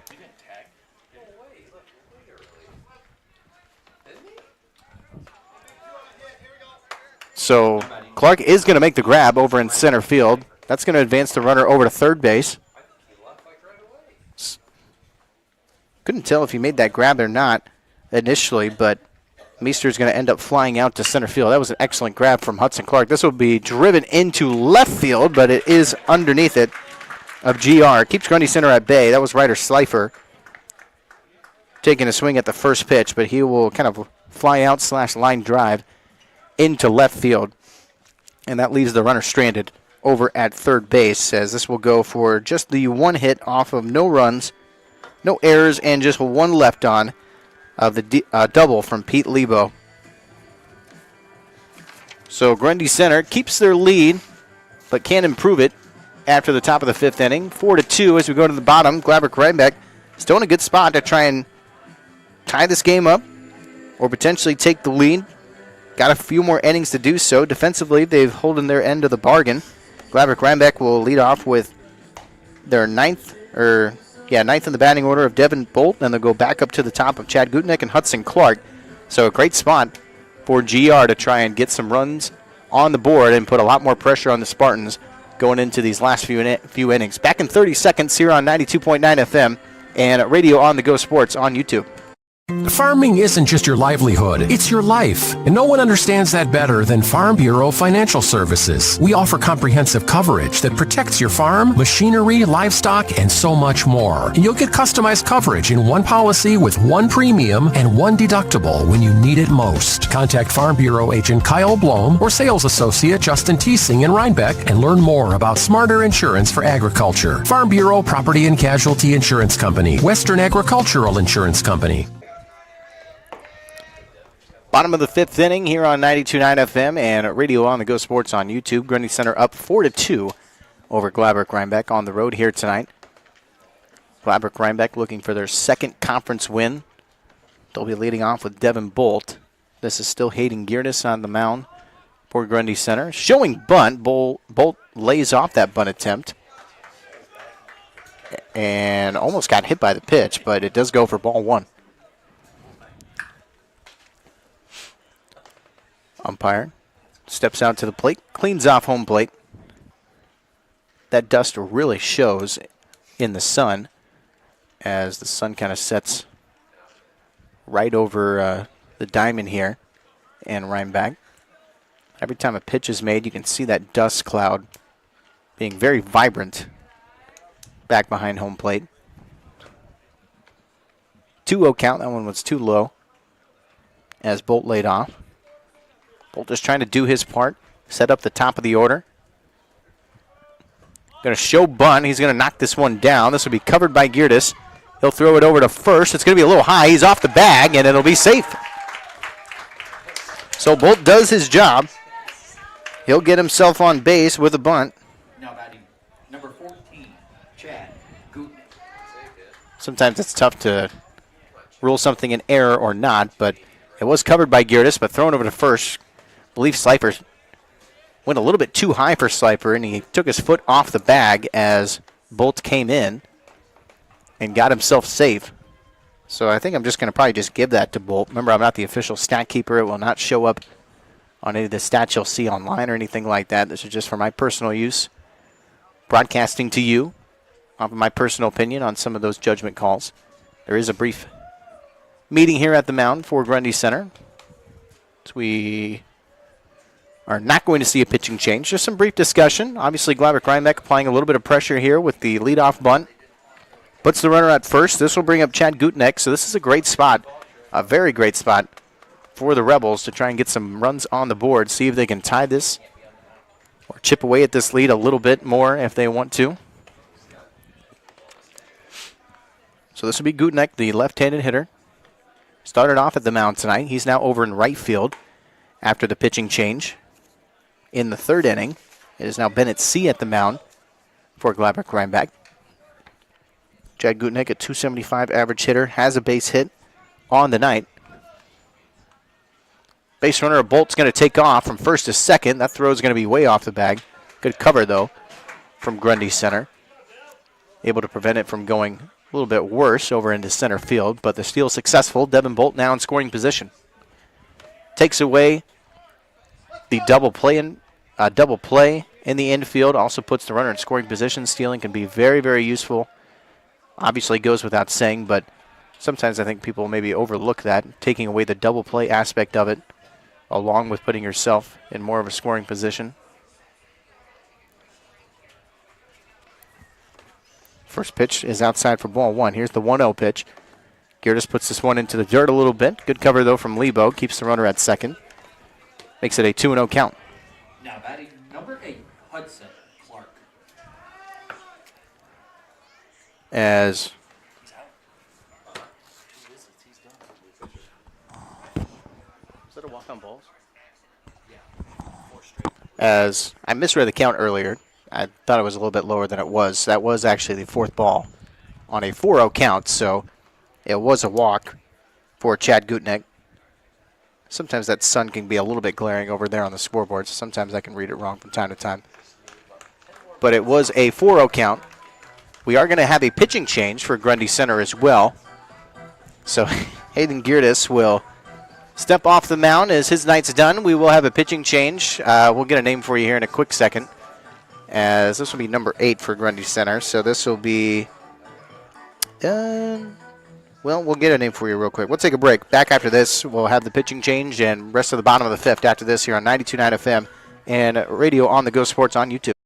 Cooley Pumping of Morrison is the name to know for all things pumping, septic, and sanitation. From pump trucks to portable restrooms, Cooley Pumping has you covered with exceptional service and reasonable pricing for septic installation, maintenance, tank pumping, repairs, drain cleaning, jetting, time of transfer inspections, and more. Call 319-345-6080 for more information or find us on the web at www.cooleypumping.com. Cooley Pumping is a proud supporter of Gladbrook Reinbeck Rebel Athletics.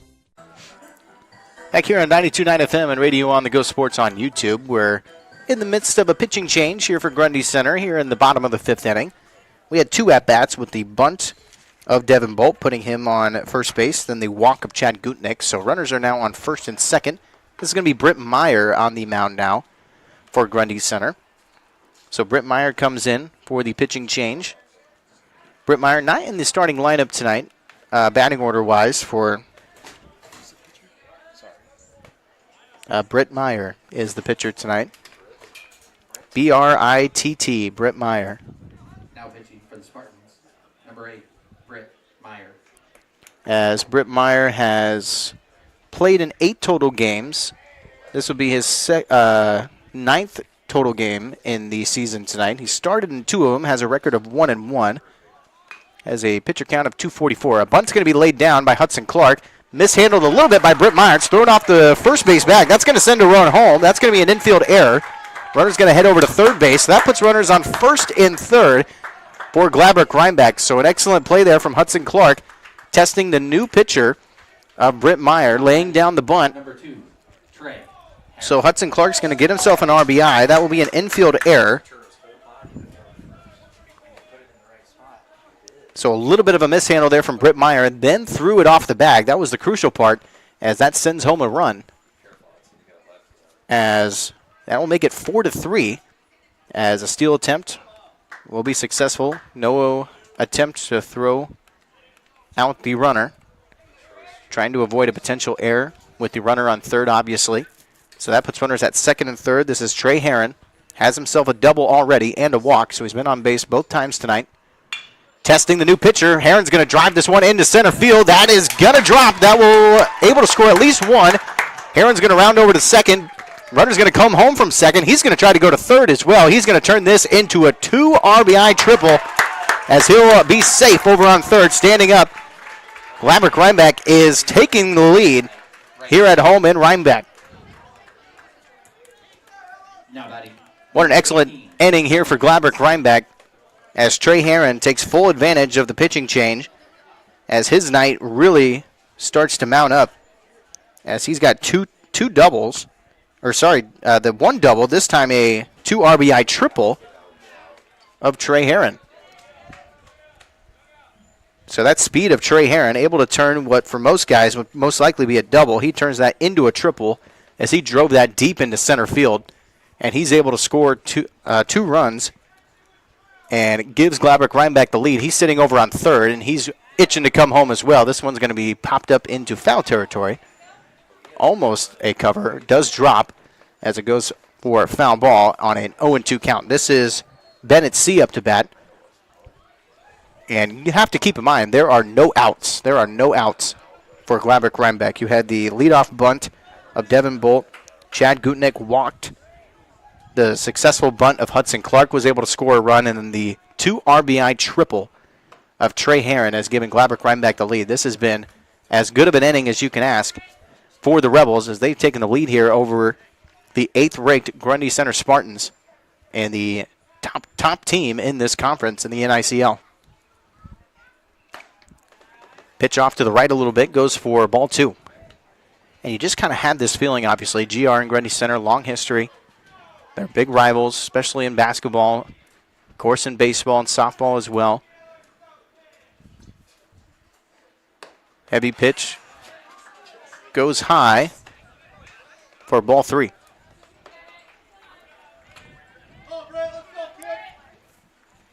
Remember, Britt Meyer's at the mound now for Grundy Center, taking his time.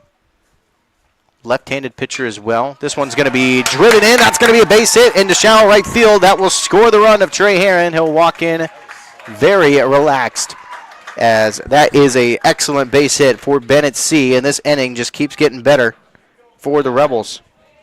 Number 16, Malachi. So that's an RBI single for Bennett C. That will make the score 6-4. Gladbrook Reinbeck on top, and Grundy Center is now in some deep trouble. Still no outs. Runner over on first. This brings up Malachi Lancaster, the first baseman. He's grounded out and flew out in his first 2 at-bats.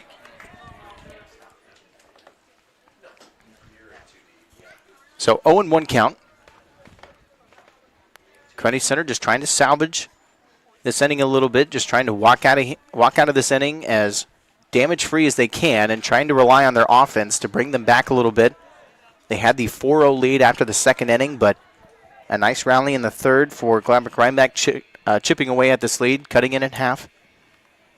And now this fifth inning has just kept getting better and better as it's gone along. This is going to get through on some contact in between third and the shortstop. And another base hit for Gladbrook Reinbeck as they keep rallying. Malachi Lancaster gets himself a base hit. There are no outs. Runners on first and second. There's going to be a brief meeting here in the infield. We may see a potential pitching change from Grundy Center. Yep, they are going to send Britt Meyer off the mound as they will have a pitching change. This is going to be, we'll get a number here for you as soon as we can see it.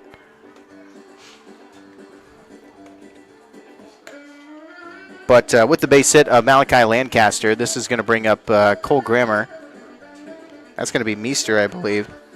Yeah, that's going to be Ethan Meester up to the pitching mound. So Ethan Meester will come in on the pitching change. So we'll let him get warmed up. Grundy Center in trouble. 6-4 lead for Gladbrook Reinbeck. Still no outs here in the bottom of the fifth. Meester will get warmed up, and we'll continue this fifth inning after this here on Radio On The Go Sports YouTube and 92.9 FM. You've got goals. You need a plan. Don't waste time or money. At Marshalltown Community College, you get the power to choose. Transfer to a 4-year university or step straight into a career in healthcare or trades. Small classes, caring faculty, real-world experience. Marshalltown Community College. Your future starts now. Farmers Feed and Supply in Reinbeck is your place to go for all of your automotive needs. They offer auto repair, tire repair, oil changes, a new line of tires, and make on-the-farm tire repairs. Farmers Feed and Supply in Reinbeck is also a Napa authorized heavy truck parts dealer. Farmers Feed and Supply is located at 405 Grundy Avenue, or you can call 319-788-2000 for all of your automotive needs. Farmers Feed and Supply in Reinbeck is a proud supporter of Gladbrook Reinbeck Sports. That's Farmers Feed and Supply in Reinbeck. Continuing the bottom of the fifth inning, pitching change coming in again for Grundy Center. This is now Ethan Meester at the mound. Meester's first pitch, low into the dirt for ball one. So Britt Meyer came in on the pitching change after, I believe, the base hit of Gutnick. Yeah, so just 2 at-bats here for Hayden Geertis in this fifth inning, and then the pitching change of Britt Meyer. But then a bunt and a error in the infield, able to score a run. Then a 2 RBI triple from Trey Herron, an RBI single from Bennett C., and the single of Malachi Lancaster. After that single, the pitching change now put into practice of Ethan Meester now at the mound, as he's going to try and salvage this fifth inning as we head into the back stretch. So runners at first and second. Count is 3-0. Remember, no outs. There has been no outs. Everybody has gotten on base that has been up to the plate tonight in this fifth inning for Gladbrook Reinbeck. They could not have scripted this any better for Gladbrook Reinbeck on how they wanted this inning to go.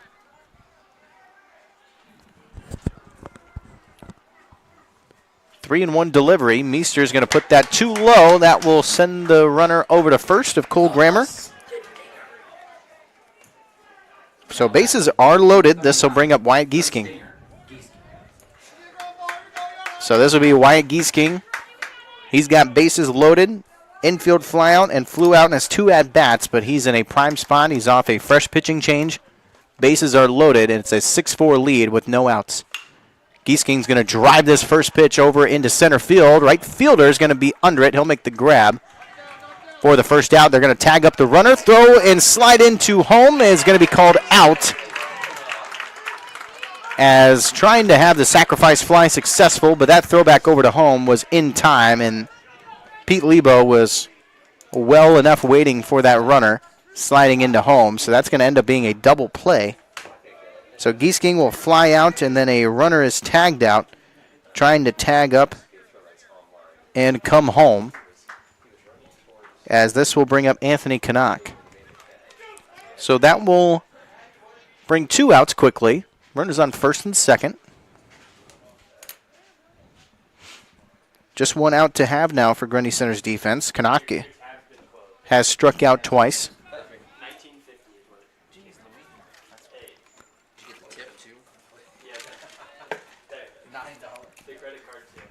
Runners on first and second with the 2 outs.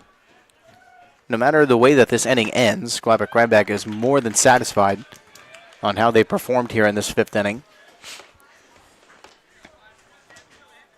Grundy Center very capable of coming back, and they'll have 2 chances to do so in the 6th and 7th inning, but Reinbeck has done their jobs thus far here in this inning. They've given themselves a 2-run lead and definitely given them a lot of confidence going against Grundy Center.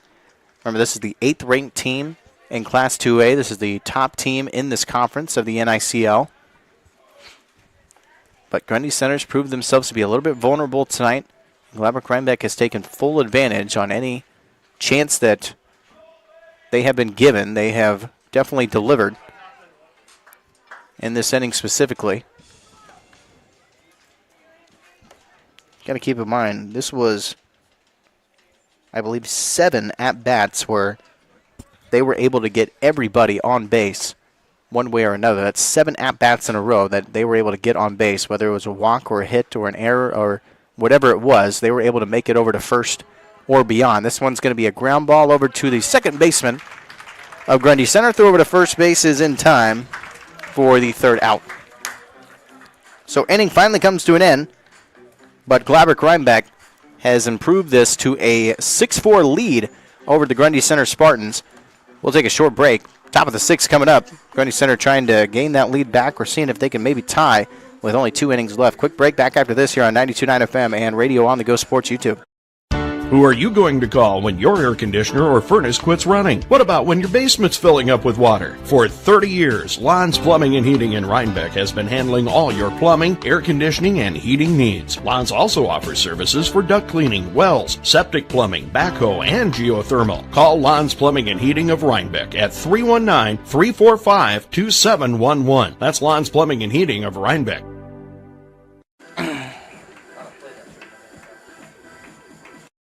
Jake Pelham of CropRite of Grundy Center wants to help you take your business to the next level. CropRite of Grundy Center offers best-in-class agronomy products along with top-tier service. Jake thanks his loyal customers for their continued support. And if you haven't met him yet, he invites you to let him earn your business. Contact Jake at 641-751-5313. Stop by at 301 North Park Avenue in Grundy Center or visit croprite.com. Top of the 6th inning coming up here on 92.9 FM and Radio on the Go Sports YouTube. It's been a beautiful day for baseball.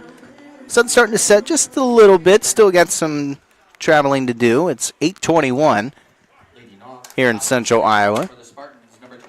This is a 6-4 lead for the Gladbrook Rebels. This was a 4-0 game after the 2nd inning, but a 3rd inning rally, able to put 2 runs on the board after the RBI, or 2 RBI single of Bennett C., cutting the lead in half. And then that 5th inning, 7 at-bats in a row, were able to at least get somebody on base one way or another. And the bunt of Hudson Clark able to gain an RBI after the infield error, a 2 RBI triple of Trey Herron, an RBI single of Bennett C., was able to score 4 runs and make this a 6-4 lead for GR. This is Grundy Center leading off with Hayden Geertis leading off for Grundy Center.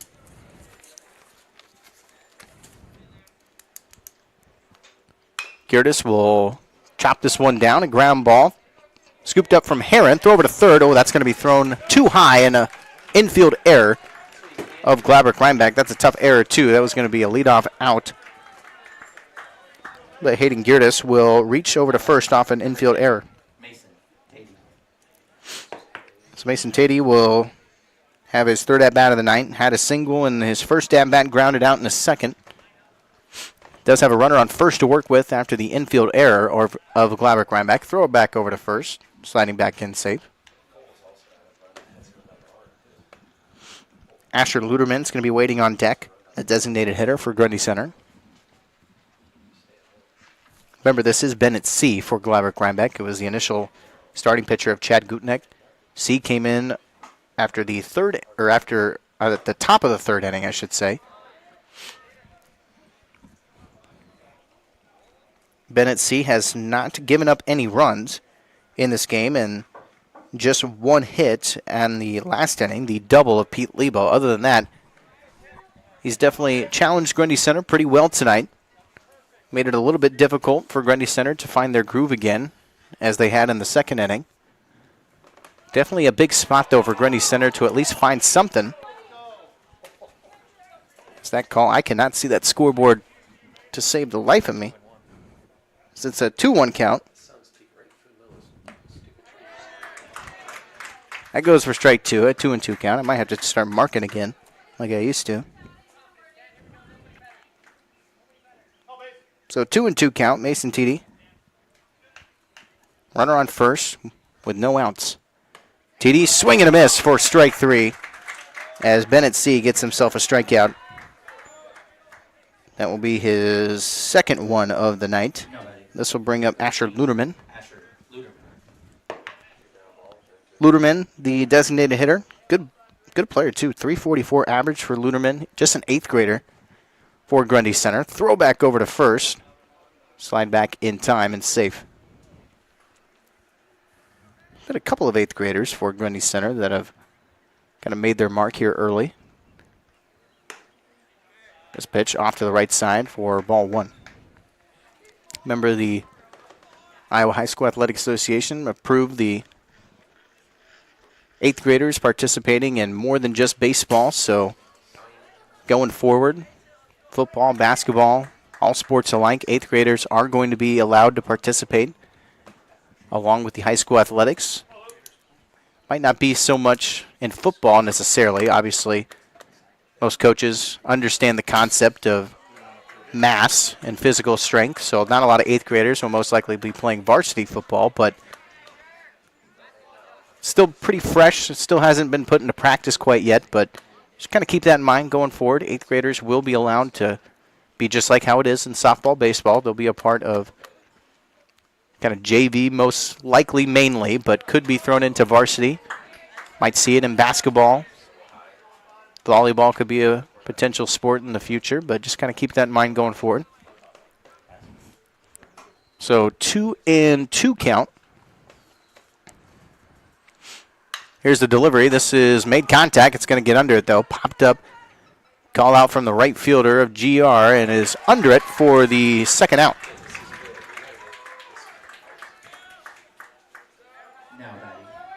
So Asher Ludeman pops up into right field. This brings up Carson Lobby. Or Carson. Yeah, Lobby, I believe. So struck out, infield fly out for his first 2 at-bats. This throw into the dirt goes for ball one. So runner over on first. Judd Jarofsky waiting on deck for Grundy Center back at the top of the order. Jarofsky, obviously, top player, huge average, 622 average. So if Grundy Center kind of needs a spark, needs somebody to get batted in, Jarofsky is kind of the guy waiting in the wings to be that guy, and I think they want it now. So most likely they're going to try to do everything they can to get Lobby on base and set up Jarofsky on that next at-bat, seeing if he can send maybe a couple of runs home. But that is going to be a walk. There it is. So Jarofsky's up to the plate. So this is Judd Jarofsky. He had the 3 RBI triple in that second inning. So he's accounted for 3 out of the 4 runs tonight for the Spartans, and now he has runners on first and second. Spartans are down by 2. Jarofsky's going to take that first pitch for strike 1. This is maybe the biggest at-bat of the night for Gladbrook Reinbeck defensively. 0-1 count. Jarofsky's going to drive this into left field. That's got some distance, and that's going to be caught into left field, and GR is going to keep Grundy Center at bay for now. So Jarofsky flies out into left field as no runs off of no hits, had the 1 infield error and 1 left on. at the top of the 6th. So GR, this could be their last at-bats of the night. If they can add a couple more runs, put some more pressure on Grundy at the top of the 7th, and see if Gladbrook Reinbeck can pull off the upset win tonight here at home. As we have Grundy Center, I believe that's still Meester at the mound. Yes, it is. So Ethan Meester still going to be at the mound for Grundy Center, as Gladbrook Reinbeck will have the same exact order they had in the 5th inning, as they'll lead off with, I believe, Devin Bolt. Yeah, Devin Bolt and Chad Gutnick and Hudson Clark will have their guaranteed at-bats. Quick 30-second break. Back after this here on Radio on the Go Sports YouTube and 92.9 FM. Discover Creekside Assisted Living in Grundy Center, where comfort, care, and connection come together. With their 3rd consecutive deficiency-free rating, you can trust the quality and compassion of their team at Creekside. Enjoy on-site therapies, transportation to appointments, and personalized support that makes every day simple and fulfilling. At Creekside, life is about living well, your way. Take a virtual tour or schedule your visit today at creeksidegrundy.com. Bottom of the 6th inning coming up. Gladbrook Reinbeck, this could be their final at-bats of the night. They would love, obviously, to add maybe 1 or 2, maybe even more runs to put some pressure on Grundy Center into the 7th inning. Grundy Center, no matter what, will be in a must-tie or take the lead scenario to continue this game, as Gladbrook Reinbeck will lead off, I believe, with Devin Bolt. Yes. Number 9, Devin. So Devin Bolt, he had the leadoff bunt to get things started in that 5th inning. Then you had the walk. You had the bunt from Hudson Clark that scored an RBI. Then you had the triple with the 2 RBI triple, I should say. Then the RBI single from Bennett C. Then another single. Then another walk. Then a fly out and ground out. And the double play on that fly out, throwing out the runner going home. First pitch is going to be popped up into the outfield of left field and under it for the first out. So not to be that time for Devin Bolt. Number 14, Chad Gutnick. So back up to the top of the order, Chad Gutnick will have his 4th at-bat of the night. He's got 1 single, a walk, and a ground out.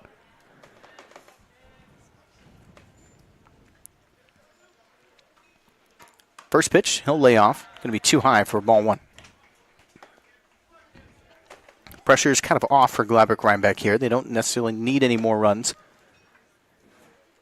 But if they can find another kind of mojo like they had in that 5th inning, they'll gladly take it. They'll add some more runs, try to beef up this lead as much as they can going into the 7th. But I think they're pretty satisfied on how this game has gone. Meester now at the mound, pitching for Grundy Center. Meester just trying to do his part, keep this a 6-4 game, and give Grundy Center a chance. That will be a prime spot in the order for Grundy Center in the 7th inning. They'll go 2, 3, 4 in the order. They'll be without Judd Jarofsky, though, their star top player. Had a chance with runners on 1st and 2nd, but Jarofsky drove it into left field and was caught for the out, as there was 2 outs, so that was able to end that 6th inning. That's going to be a walk on 4 balls for Chad Gutnick, so he'll make his way over to first. Number 8, Hudson Clark. This will bring up Hudson Clark. Clark has an RBI tonight. No hits for Clark, but was able to lay down that bunt, and then an infield error was able to have him safe and score the run. So he gets himself an RBI, but not an official hit tonight. Swing there, can't make contact for strike 1. Sun's starting to finally get away from those trees, so I'm starting to find scoreboard a little bit more visible now. 0-1 count with 1 down. Runner on first after the walk. Hudson Clark. Lay off that pitch. It's going to be in the dirt. Steel's going to go. Chad Gutnick will slide in unnecessarily. Didn't really know that Lebo didn't know that Lebo had trouble with it at the plate. Would have been safe standing up, but slides in for good measure. So Steele successful. Puts the runner in scoring position on second base. So 1-1 count. Hudson Clark. They'll put this one down. It's going to be a ground ball to the shortstop. Jarofsky throw over to first base. Good reach there from Ryder Slifer and makes the catch for the out. Good infield defense there from Grundy Center as Clark will ground out. Number 2, Trey. Really nice job there from Slifer to keep his foot on the bag, reach out, make that grab.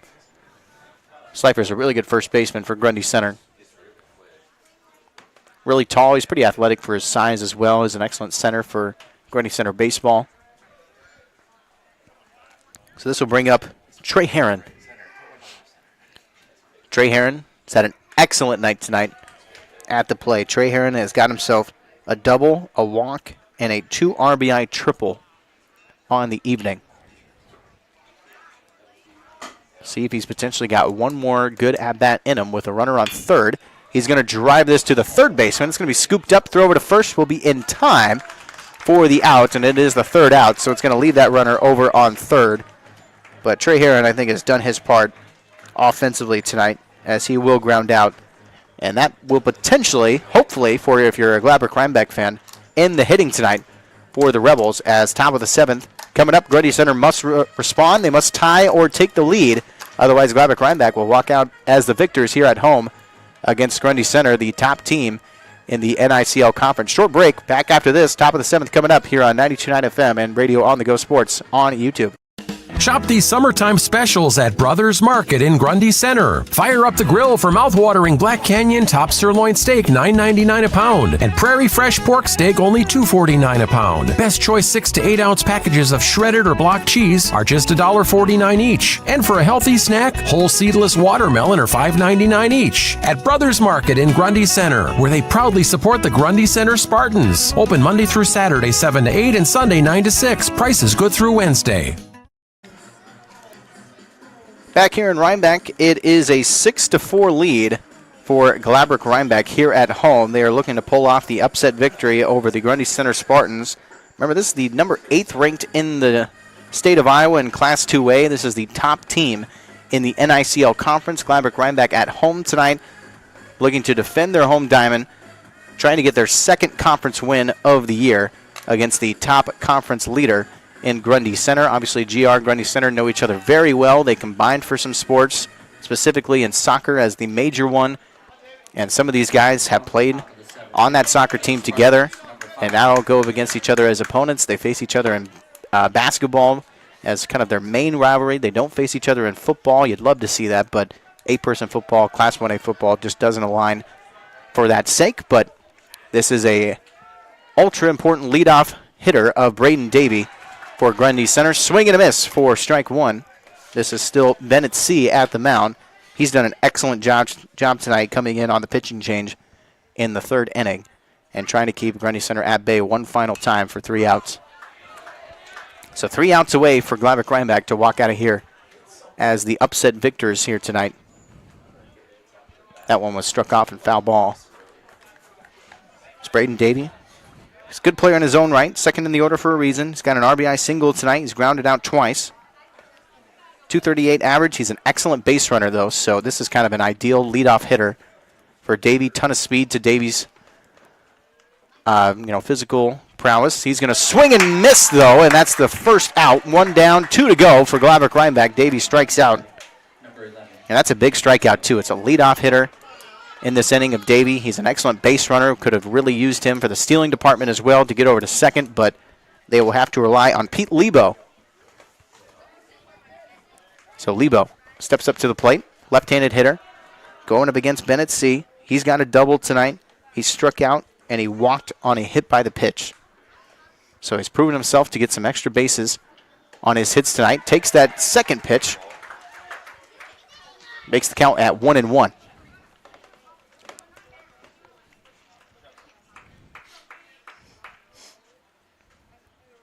1-1 delivery. Lebo takes that pitch. That one's just a bit outside. The umpire saw it for ball 2. That was definitely a close call. You can see the audience groan a little bit, especially the Gladbrook Reinbeck fans. That was a close spot. 2-1 count. Again, similar spot. That one finds a zone, though, for strike 2. Makes the count 2-2. Lebo has not really swung at any of these pitches. He's laid off on all of them. He's got a 2-2 count. C delivers. That's going to be, just outside to the left for ball 3. That'll make it a full count. This has been some good pitching, though, from Bennett C. You can feel the tension just heating up in the audience. Gladbrook Reinbeck, you can tell they very much obviously want to win this game in this rivalry matchup. That's going to be a high pitch, though, for ball 4. That'll put a runner over on first base. Number 2. That will bring up Ethan Meester. So Meester has the potential to be the tying run, as he's got a runner over on first. Has 1 out. So Grundy Center can maybe have one more, maybe potential bad at bat, but then we'll have to be mistake-free and get some guys home. Meester will drive this. That'll be a base hit. That'll be covered by the right fielder. He'll throw it back in over to the shortstop. So tying run is over on first of Ethan Meester. So a great at-bat. Just swings at the first pitch, knocks that over into shallow right field past the first baseman. The tying run is at first base. Runners on first and second. And the potential winning run of Ryder Slifer.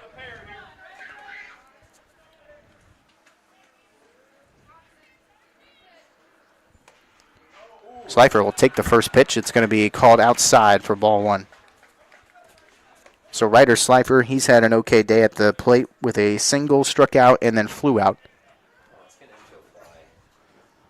Count is 1-0. Slifer takes that pitch. It's going to be top shelf and in the zone for strike 1. Grundy Center with runners on first and second. Meester is the tying run over on second. Slifer could be the potential winning run, or game-leading run, I should say. Go-ahead run. There you go. Go-ahead run at the plate. 1-2 count with 1 down.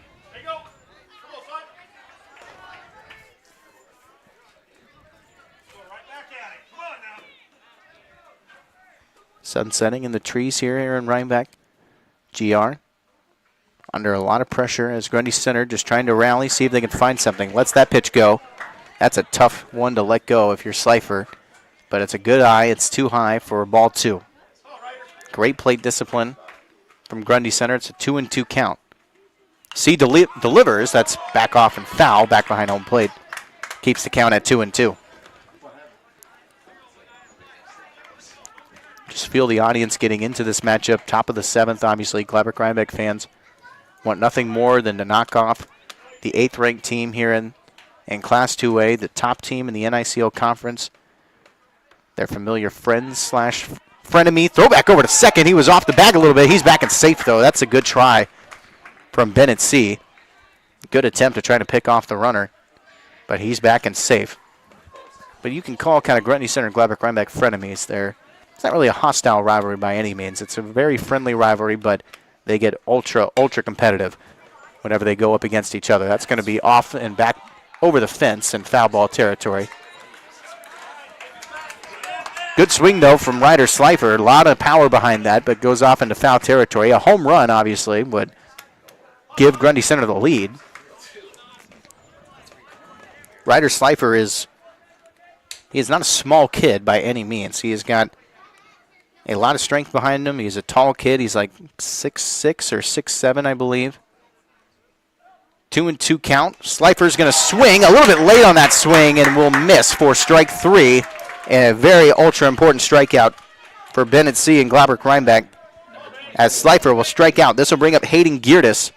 So the winning run, or the go-ahead run, is at the plate of Geertis, and the tying run over on first of Ethan Meester. Throwback over to second. No, he's going to hold that throwback. Keep himself at the mound, just keeping the base runner honest.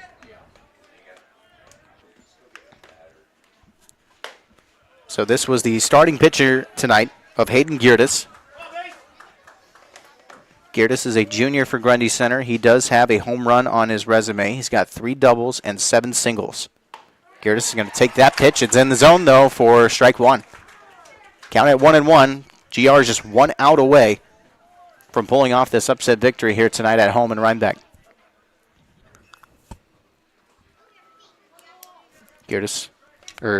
Bennett C steps off the mound for a quick second.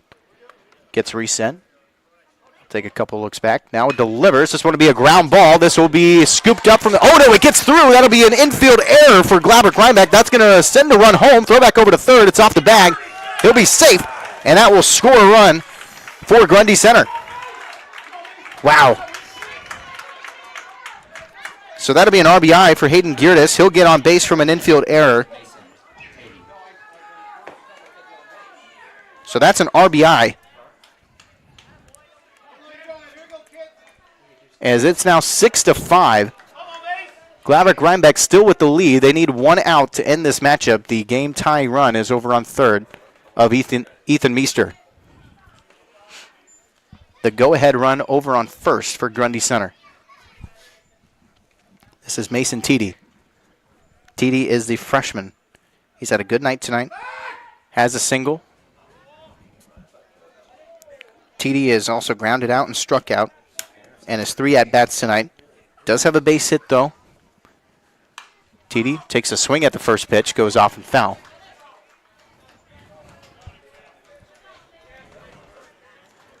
Oh, 1 count.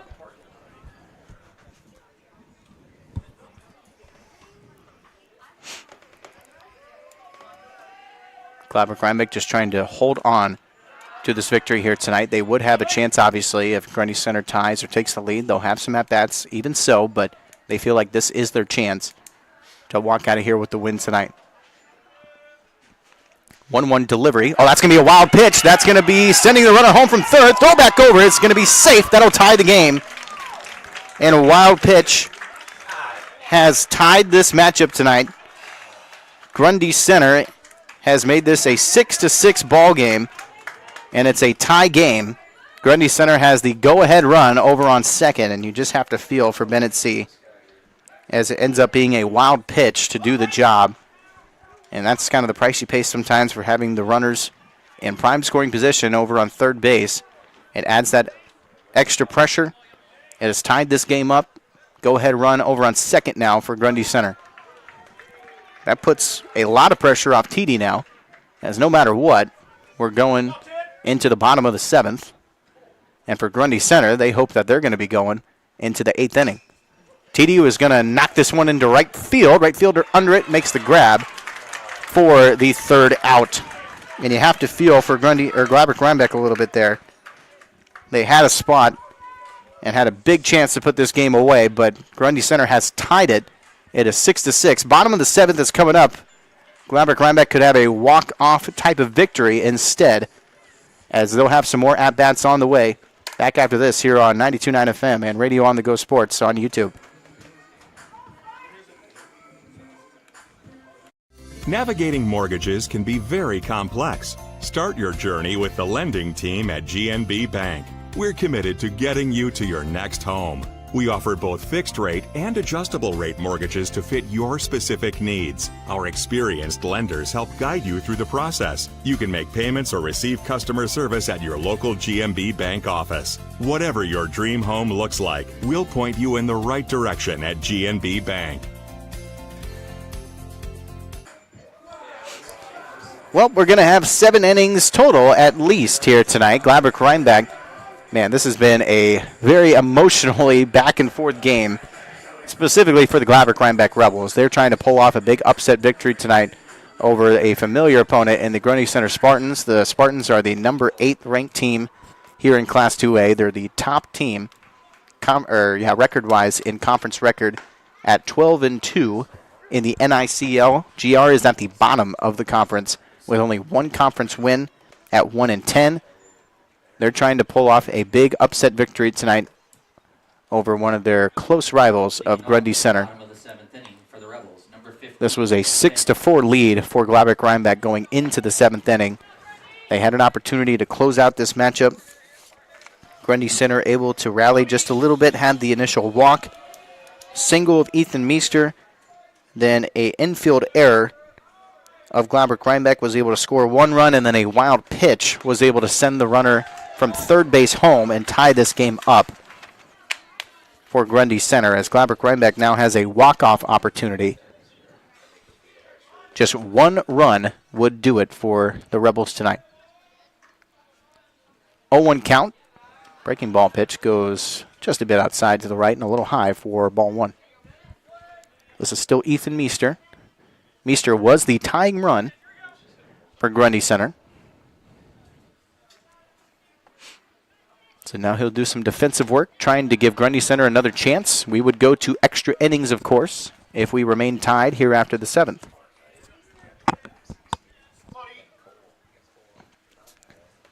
Two-one count. Meester takes his time. He'll do. Oh, almost got hit by the pitch. Moved out of the way. It's just human instinct, obviously, to move out of the way sometimes, but Gladbrook Reinbeck, they're trying to get anybody on base in any means necessary. So if that takes a fastball to the hip, so be it. 3-1 count. Fastball, heavy swing. That's a great try there from Bennett C., but can't make contact for strike 2.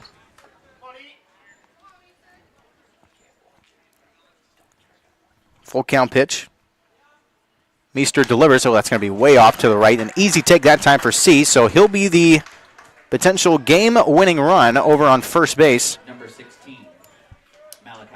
So we'll see if Bennett C will keep his base running alive and can be the winning run, but a leadoff walk, a leadoff of anything on base of any kind is what GR was asking for, so a leadoff walk will do just fine for the Rebels.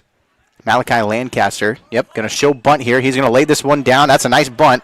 That's going to be to the pitcher of Meester. He'll throw over to first, maybe off the bag a little bit, but does tag the runner. I think initially his foot was on the bag, but does kind of run into the base running of Lancaster, but he is called out. But the bunt does its job. So this is a sacrifice bunt laid down from Lancaster. It puts the runner over in scoring position at second base with 1 out. This is Cole Grammer. Grammer had a base hit. He's grounded out, and he's walked. Grammer takes the first pitch. It's going to be high for ball 1. A walk here doesn't necessarily do you much. He wants to put this one into play. Obviously, a walk's not the worst thing in the world. It obviously prevents another out, but they're trying to move that runner over into third. That is the main goal here for this at-bat. Obviously, sending it home wouldn't be too bad either. 2-0 count. Grammer's the catcher tonight. He's got a 2-0 count. That's going to be way too high of a pitch. He'll lay off for ball 3. And I think Meester's probably well aware, trying to put the double play maybe into the equation. Walking. Yep, there it is. They're going to intentionally walk Cole Grammer, and that does make a lot of sense if you're defensively for Grundy Center. It puts the double play now into the conversation. Puts runners at first and second, gives a force out at second and first. So this will bring up Wyatt Gieske. Throwback, or first pitch off to the right. Oh, and it does go for strike 1. It's in the zone. 0-1 count. Gieske yet to get a base hit tonight. Big spot to do so. That's going to be bottom right corner and off the mark for ball 1. So challenging Wyatt Gieske, the designated hitter. 278 average. 1-1 count. That's going to be way too high of a pitch. Easy take that time for Gieske. So he'll reset. Not necessarily concerned about that runner on first. They're worried about the runner on second. He is the game-winning run. That is Bennett C. It would be fitting for him to score and win this game tonight for GR. He's done a great job at the mound for Gladbrook Reinbeck. This is a 3-1 count. This is an ideal spot to get the pitch you want. We're going to have a brief timeout. Quick discussion here from Pete Lebo and Ethan Meester. Been teammates a long time in multiple sports. So a quick conversation from the two. You don't want to walk here either. That would put the winning run at third base. So Gieske might just lay off this pitch in hope of a good call. Throw back over to second. Almost got the tag up. He's going to be safe. That is a very good try from Grundy Center. Throw back over to second base of Jarofsky. He tried to make the tag. That was a quick tag too. But the winning run of Gieske slides back in and he's safe. 3-1 count. Meester now delivers. That's going to be low in the dirt. That'll be ball 4. That's going to be a walk. That is going to load the bases up. But the ultra important part is the winning run is over on third base.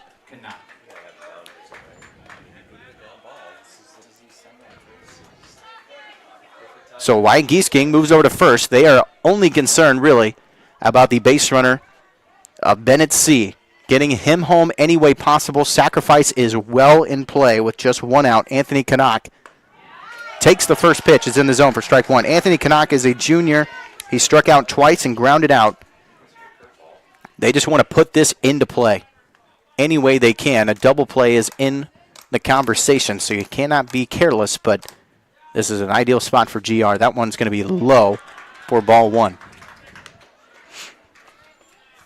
This is the best chance that GR is probably going to get to try and win this game tonight. Runner on third. Bases are loaded, but they just need C to come home. Heavy swing and miss for strike two, a 1-2 count. Meester trying to do some damage. Devin Bolt is waiting on deck. 1-2 count. Meester delivers. That's going to be in the zone for strike three as Canuck was caught looking for the strikeout. This will bring up Devin Bolt. Devin Bolt must be the man. Number 9, Devin Bolt.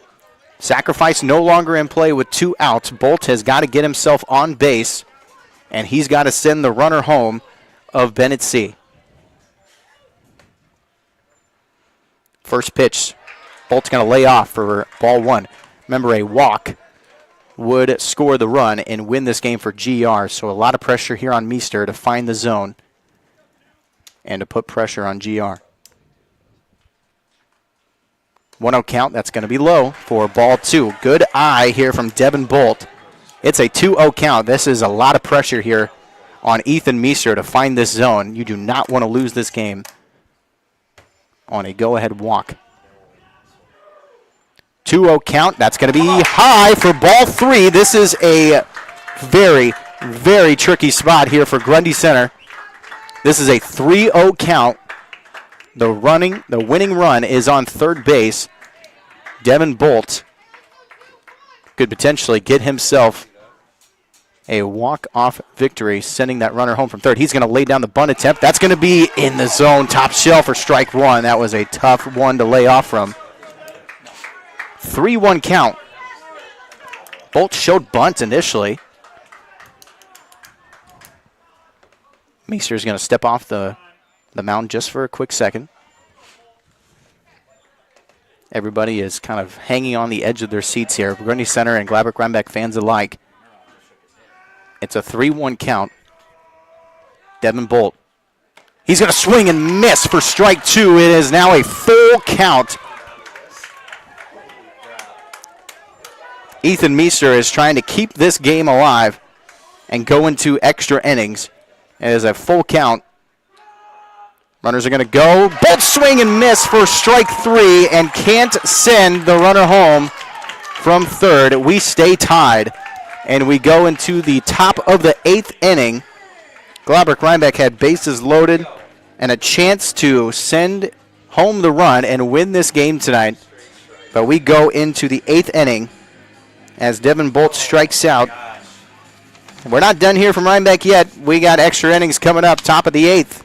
We're tied up 6-6. Grundy Center will have their next at-bats after this here on Radio on the Go Sports YouTube and KDAO 92.9 FM.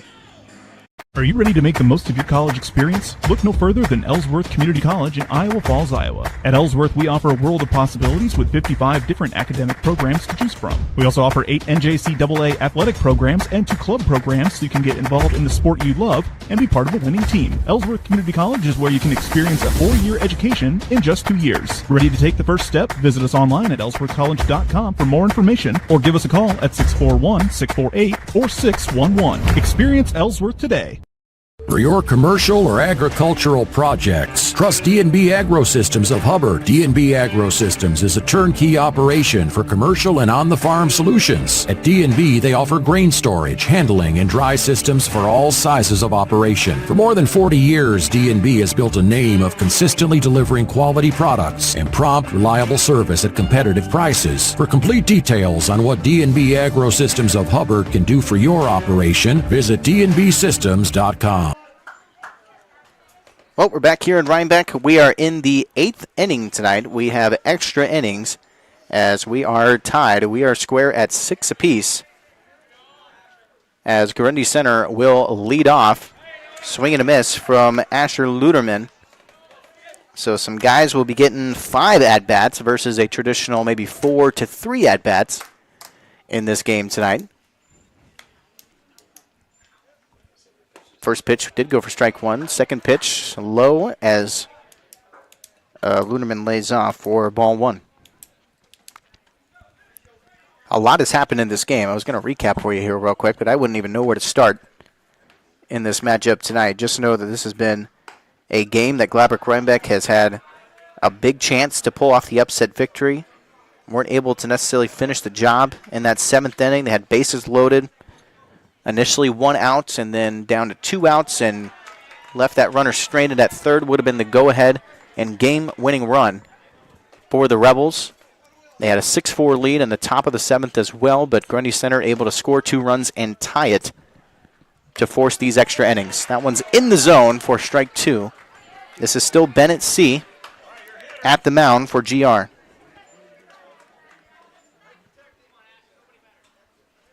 Full count pitch. Delivered back behind the fence and foul ball.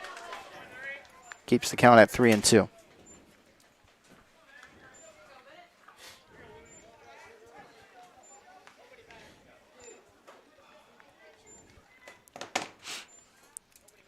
Full count pitch, Bennett C. Leadoff hitter of Luderman, trying to get things going for Grundy Center. Luderman's going to pop this up. It's in foul territory, back behind the fence, as Luderman keeps his at-bat. So we're going to be here a little bit longer in Reinbeck. We may have the sun completely set here in Reinbeck as this game continues on. If we go into any more extra innings, we will definitely be well under the lights. Full count pitch. That one's in the zone. Nice breaking ball pitch there from C for strike 3. So C will get the leadoff strikeout. This will bring up Carson Lobby. Carson Lobby, the left fielder, he has struck out, infield flyout, and a walk in his at-bats tonight. This will be his 4th at-bat, 9th on the batting order. So we move to the top of the order of Judd Jarofsky as he's on deck.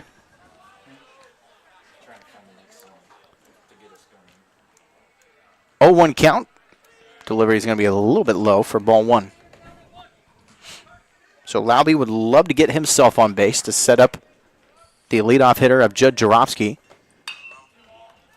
This one's popped up back behind the fence for foul ball, as that will bring up strike 2. And of course, Grundy Center, if they take the lead, no matter what, as the home team, you get the advantage of having the chance to finish off this game. So Grundy Center, if they take the lead, GR will get some at-bats. They'll have an opportunity to tie or potentially walk off tonight.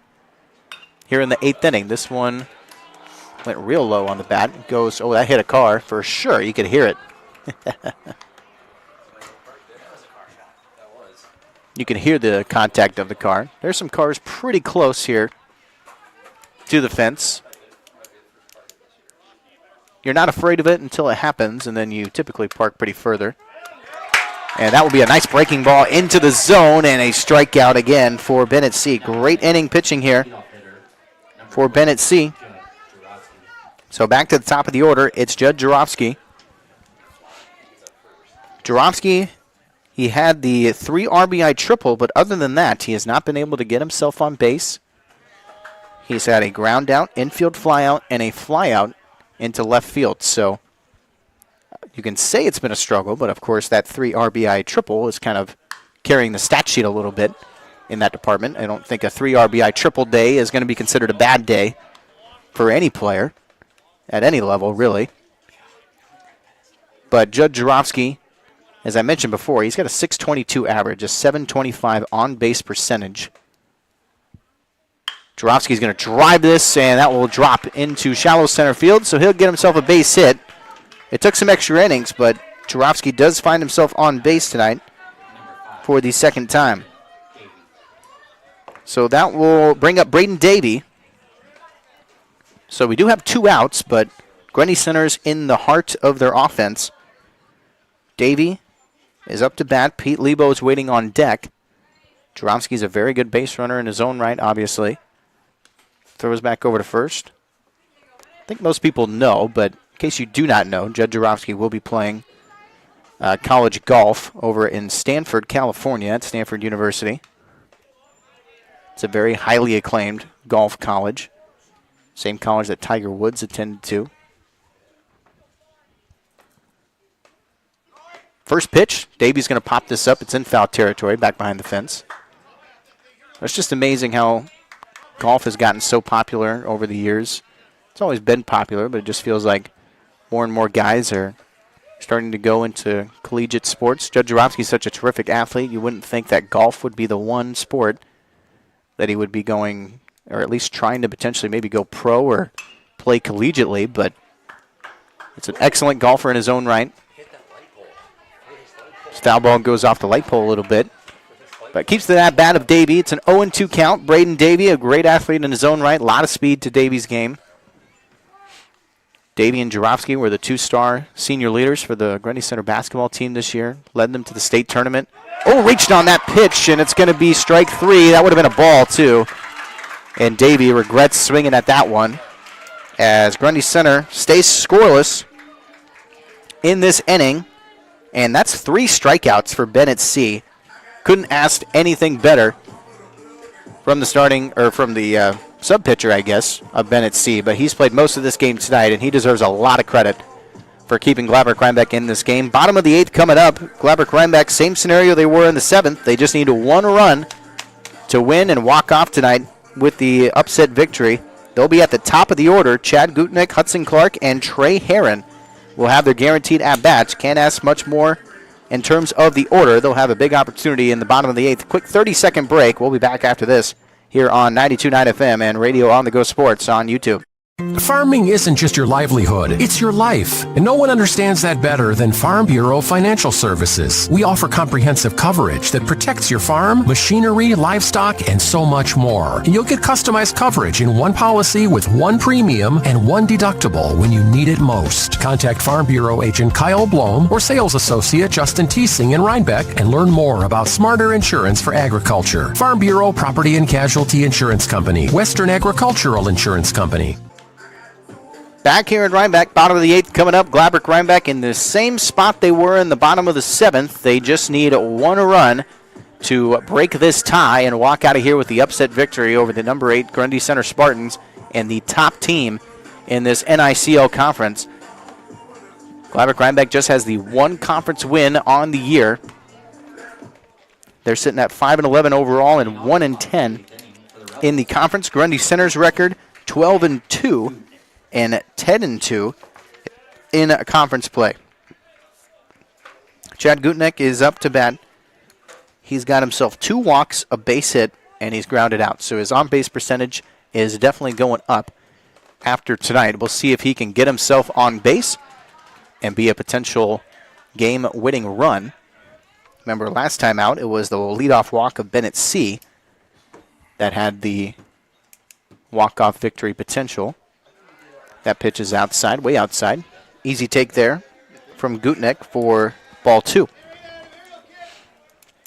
But a leadoff hit, walk of any kind is ultra important for Gladbrook Reinbeck. He's going to take this pitch. That one does find the zone for strike 1. So most likely going to be a longer at-bat. It's already gone down to 3 pitches. Chad Gutnick just wants to get himself on base. 2-1 count. Hesitant swing there. Did get a piece of it. Goes off for foul ball. But very much, I think, tried to check that swing back, but already kind of fully committed and then tried to power his way through, but just did not look good. Time is called, I believe, by Gutnick. So he'll take a second.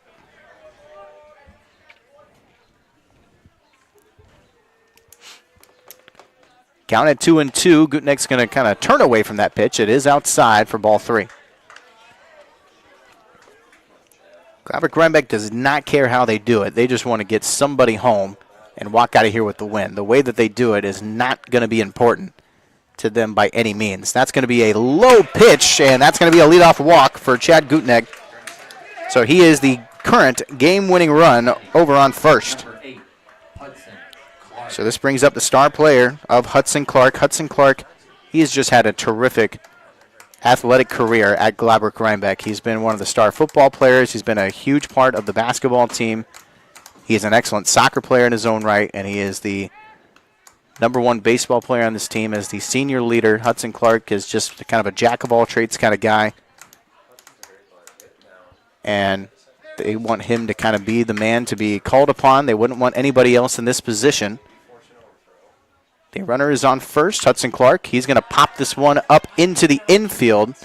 That's going to be in foul territory, and it will be caught from Ryder Slifer, as it's not to be that time for Hudson Clark, as it will be an infield flyout in foul territory. So this will bring up Trey Herron. Trey Herron's an excellent athlete in his own right. He's got terrific speed to him, but they're not necessarily worried about the base running speed. They're worried about advancing that runner from first to home in any way that they can. They have a 1 out. Trey Herron takes that first pitch. It's going to be high for ball 1. Ethan Meester has done an okay job at the mound tonight. He's been kind of thrown into a tough spot as you had the initial pitching change. Had Hayden Gearda start off this matchup. Then you had the pitching change, I believe, at the... Let's see if I wrote it down. I think it was after that walk from Chad Gutnick in the 5th inning. And then after that, it was Britt Meyer. And that's when GR went on their big scoring run. And then Meester finally came in towards the end of the 5th inning, was able to salvage it a little bit, as this is a 2-0 count. And Meester's been the pitcher ever since. 2-0 delivery, swing, got just a piece of it. That's going to go wild. That will advance the runner. That's going to be ultra important for Gladbrook Reinbeck. That kind of gives some freedom now for GR to maybe take some heavier swings now. The runner's in scoring position on second, especially if you can knock this one deep into the outfield. You can have the runner tag up. You can have him get sent home. There can be an error. Something can happen. So you just want to put this one into play. Give yourself a chance. If you're Gladbrook Reinbeck, you do not want to kind of go down looking on one of these pitches. That's going to be outside. That's a good take for Gladbrook Reinbeck for Trey Herron. 3-1 count.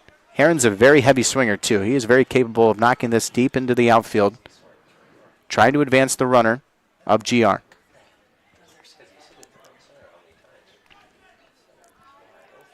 Three-one count. Meester delivers. That's going to be high, and that's going to be a walk for Trey Herron. That's not the worst thing in the world if you're Grundy Center. It does put the double play as a option. They're not really worried about Trey Herron's base running at all. They're only concerned about the runner on second, at least in terms of keeping him from coming home, as they still have 2 outs to get if you're the Spartans. This brings up Bennett C. C will take that first pitch. That does find the zone for strike 1.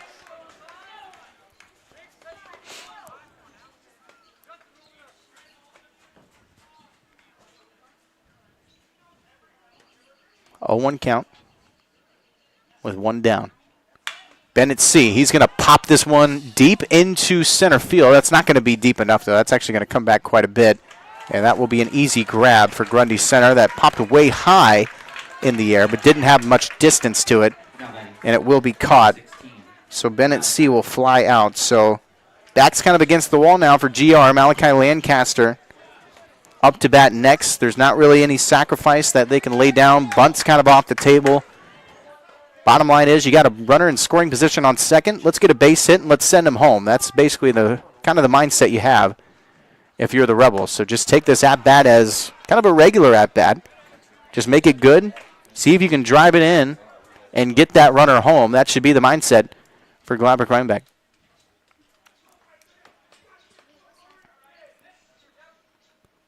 1-0 count.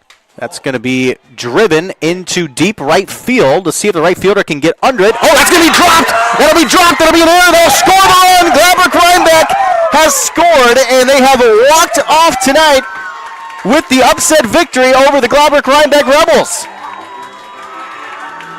Gladbrook Reinbeck has won tonight after a big-time outfield error into right field.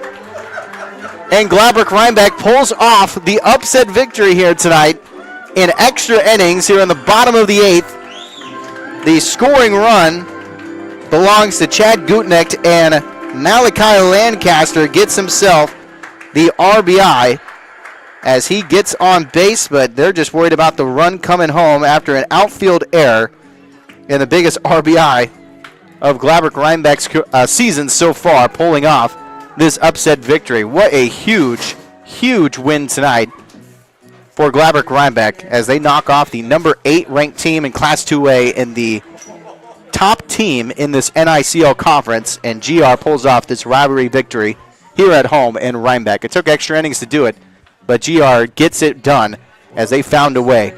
We'll take a short break. We'll recap this matchup for you. We got a lot to recap here at I'll try to keep it as short as I can, but what an amazing game tonight. Back after this here on 92.9 FM and Radio on the Go Sports on YouTube. Cooley Pumping of Morrison is the name to know for all things pumping, septic, and sanitation. From pump trucks to portable restrooms, Cooley Pumping has you covered with exceptional service and reasonable pricing for septic installation, maintenance, tank pumping, repairs, drain cleaning, jetting, time of transfer inspections, and more. Call 319-345-6080 for more information or find us on the web at www.cooleypumping.com. Cooley Pumping is a proud supporter of Gladbrook Reinbeck Rebel Athletics. Farmers Feed and Supply in Reinbeck is your place to go for all of your automotive needs. They offer auto repair, tire repair, oil changes, a new line of tires, and make on-the-farm tire repairs. Farmers Feed and Supply in Reinbeck is also a Napa authorized heavy truck parts dealer. Farmers Feed and Supply is located at 405 Grundy Avenue, or you can call 319-788-2000 for all of your automotive needs. Farmers Feed and Supply in Reinbeck is a proud supporter of Gladbrook Reinbeck Sports. That's Farmers Feed and Supply in Reinbeck. Well, welcome back here to Reinbeck. It is a Gladbrook Reinbeck upset victory over the number 8th ranked team in Class 2A of Grundy Center. This is by far, you have to admit, the best win on Gladbrook Reinbeck's season. This was a rivalry game through and through.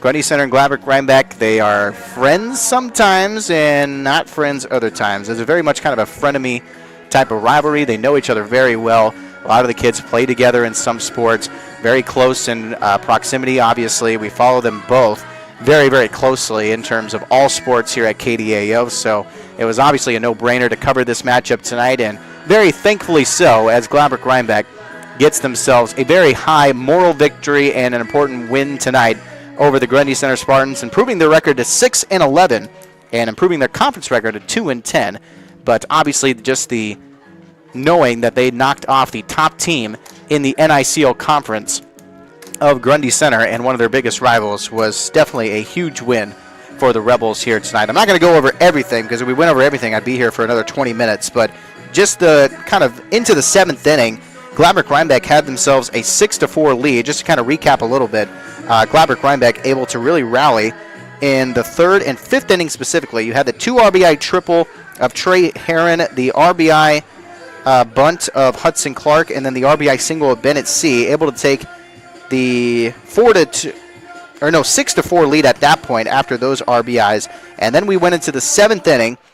Grundy Center was down 6-4, needed to get 2 runs, was able to just find a way. They had themselves a walk, a base hit, then an error by the infield was able to send the runner into scoring position at 3rd, and then a wild pitch was able to send home that tying run. But thankfully, GR able to do a little bit of damage control, keep it a tied game going into the bottom of the 7th. And then Gladbrook Reinbeck had their chance in the 7th inning as well. A walk, a sacrifice bunt, 2 walks.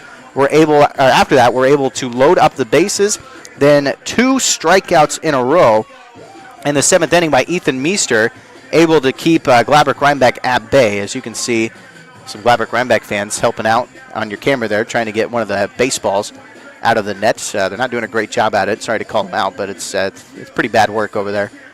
But either way, the bottom of the 7th, those 2 strikeouts kept Grundy Center in this matchup, moving it to the top of the 8th inning after back-to-back strikeouts by Ethan Meester. Then Grundy Center at the top of the 8th, 2 big strikeouts from Bennett C, striking out the 8th and 9th hitter. Then Judd Jarofsky was able to get himself on base with a nice base hit, but then another strikeout from Bennett C. So give Bennett C a ton of credit tonight at the pitching mound. Came in on the 3rd inning and pitched a terrific game tonight and really made Grundy Center struggle a little bit more than maybe they thought they would in this matchup here tonight. And then Gladbrook Reinbeck in the 8th inning was able to get themselves a leadoff walk of Chad Gutnick, then an infield fly out, a walk was able to put Gutneck over to second base. He was actually able to steal over to second, but the walk ended up not mattering in the long run.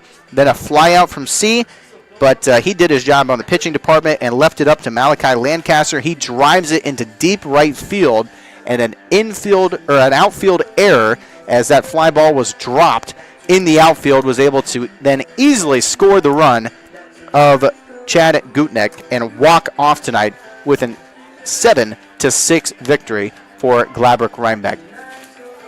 I hope you Gladbrook Reinbeck fans enjoyed this matchup tonight, whether you're here in person or watching with us here and listening here on 92.9 FM. Grundy Center does drop a conference loss, and that's going to be an important conference loss because that's going to mean that Dike New Hartford's going to be in a great spot to potentially take over as the top team here in the NICL Conference. Dike New Hartford sitting at 9-2, and Grundy Center now at 10-3.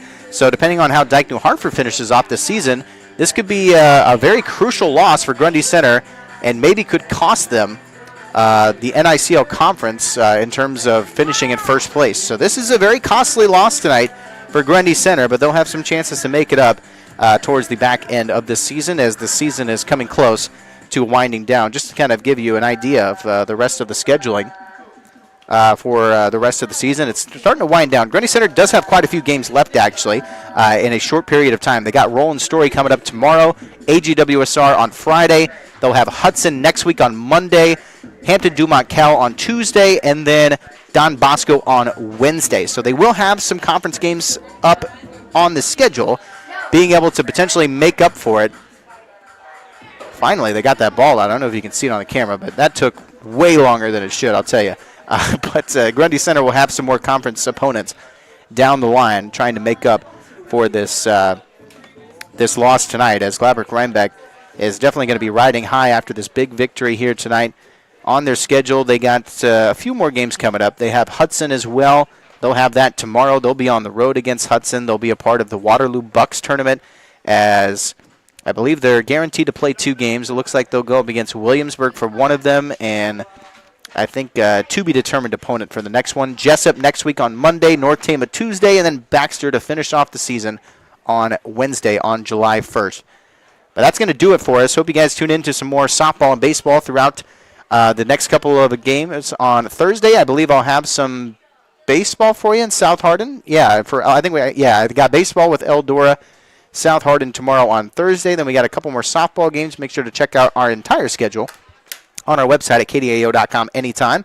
And we'll have plenty more baseball towards the end of this week. And then next week, after next week, we'll be wrapped up on the regular season. And then postseason will be here before you know it as we get into the month of July. But that'll do it for us here from Reinbeck. A 7-6 victory for Gladbrook Reinbeck tonight. I'm Austin Johansson saying goodnight here from Reinbeck here on 92.9 FM and Radio on the Go Sports on YouTube. Tonight's game was made possible by CropRite, Creekside Grundy Center, Brothers Market in Grundy Center, GNB Bank, Ellsworth Community College, D&B Agro Systems, Farm Bureau Insurance, Cooley Pumping and Sanitation, Marshalltown Community College, Napa Farmers Feed and Supply in Reinbeck, Lawns Plumbing and Heating. This has been a special sports presentation of KDAO.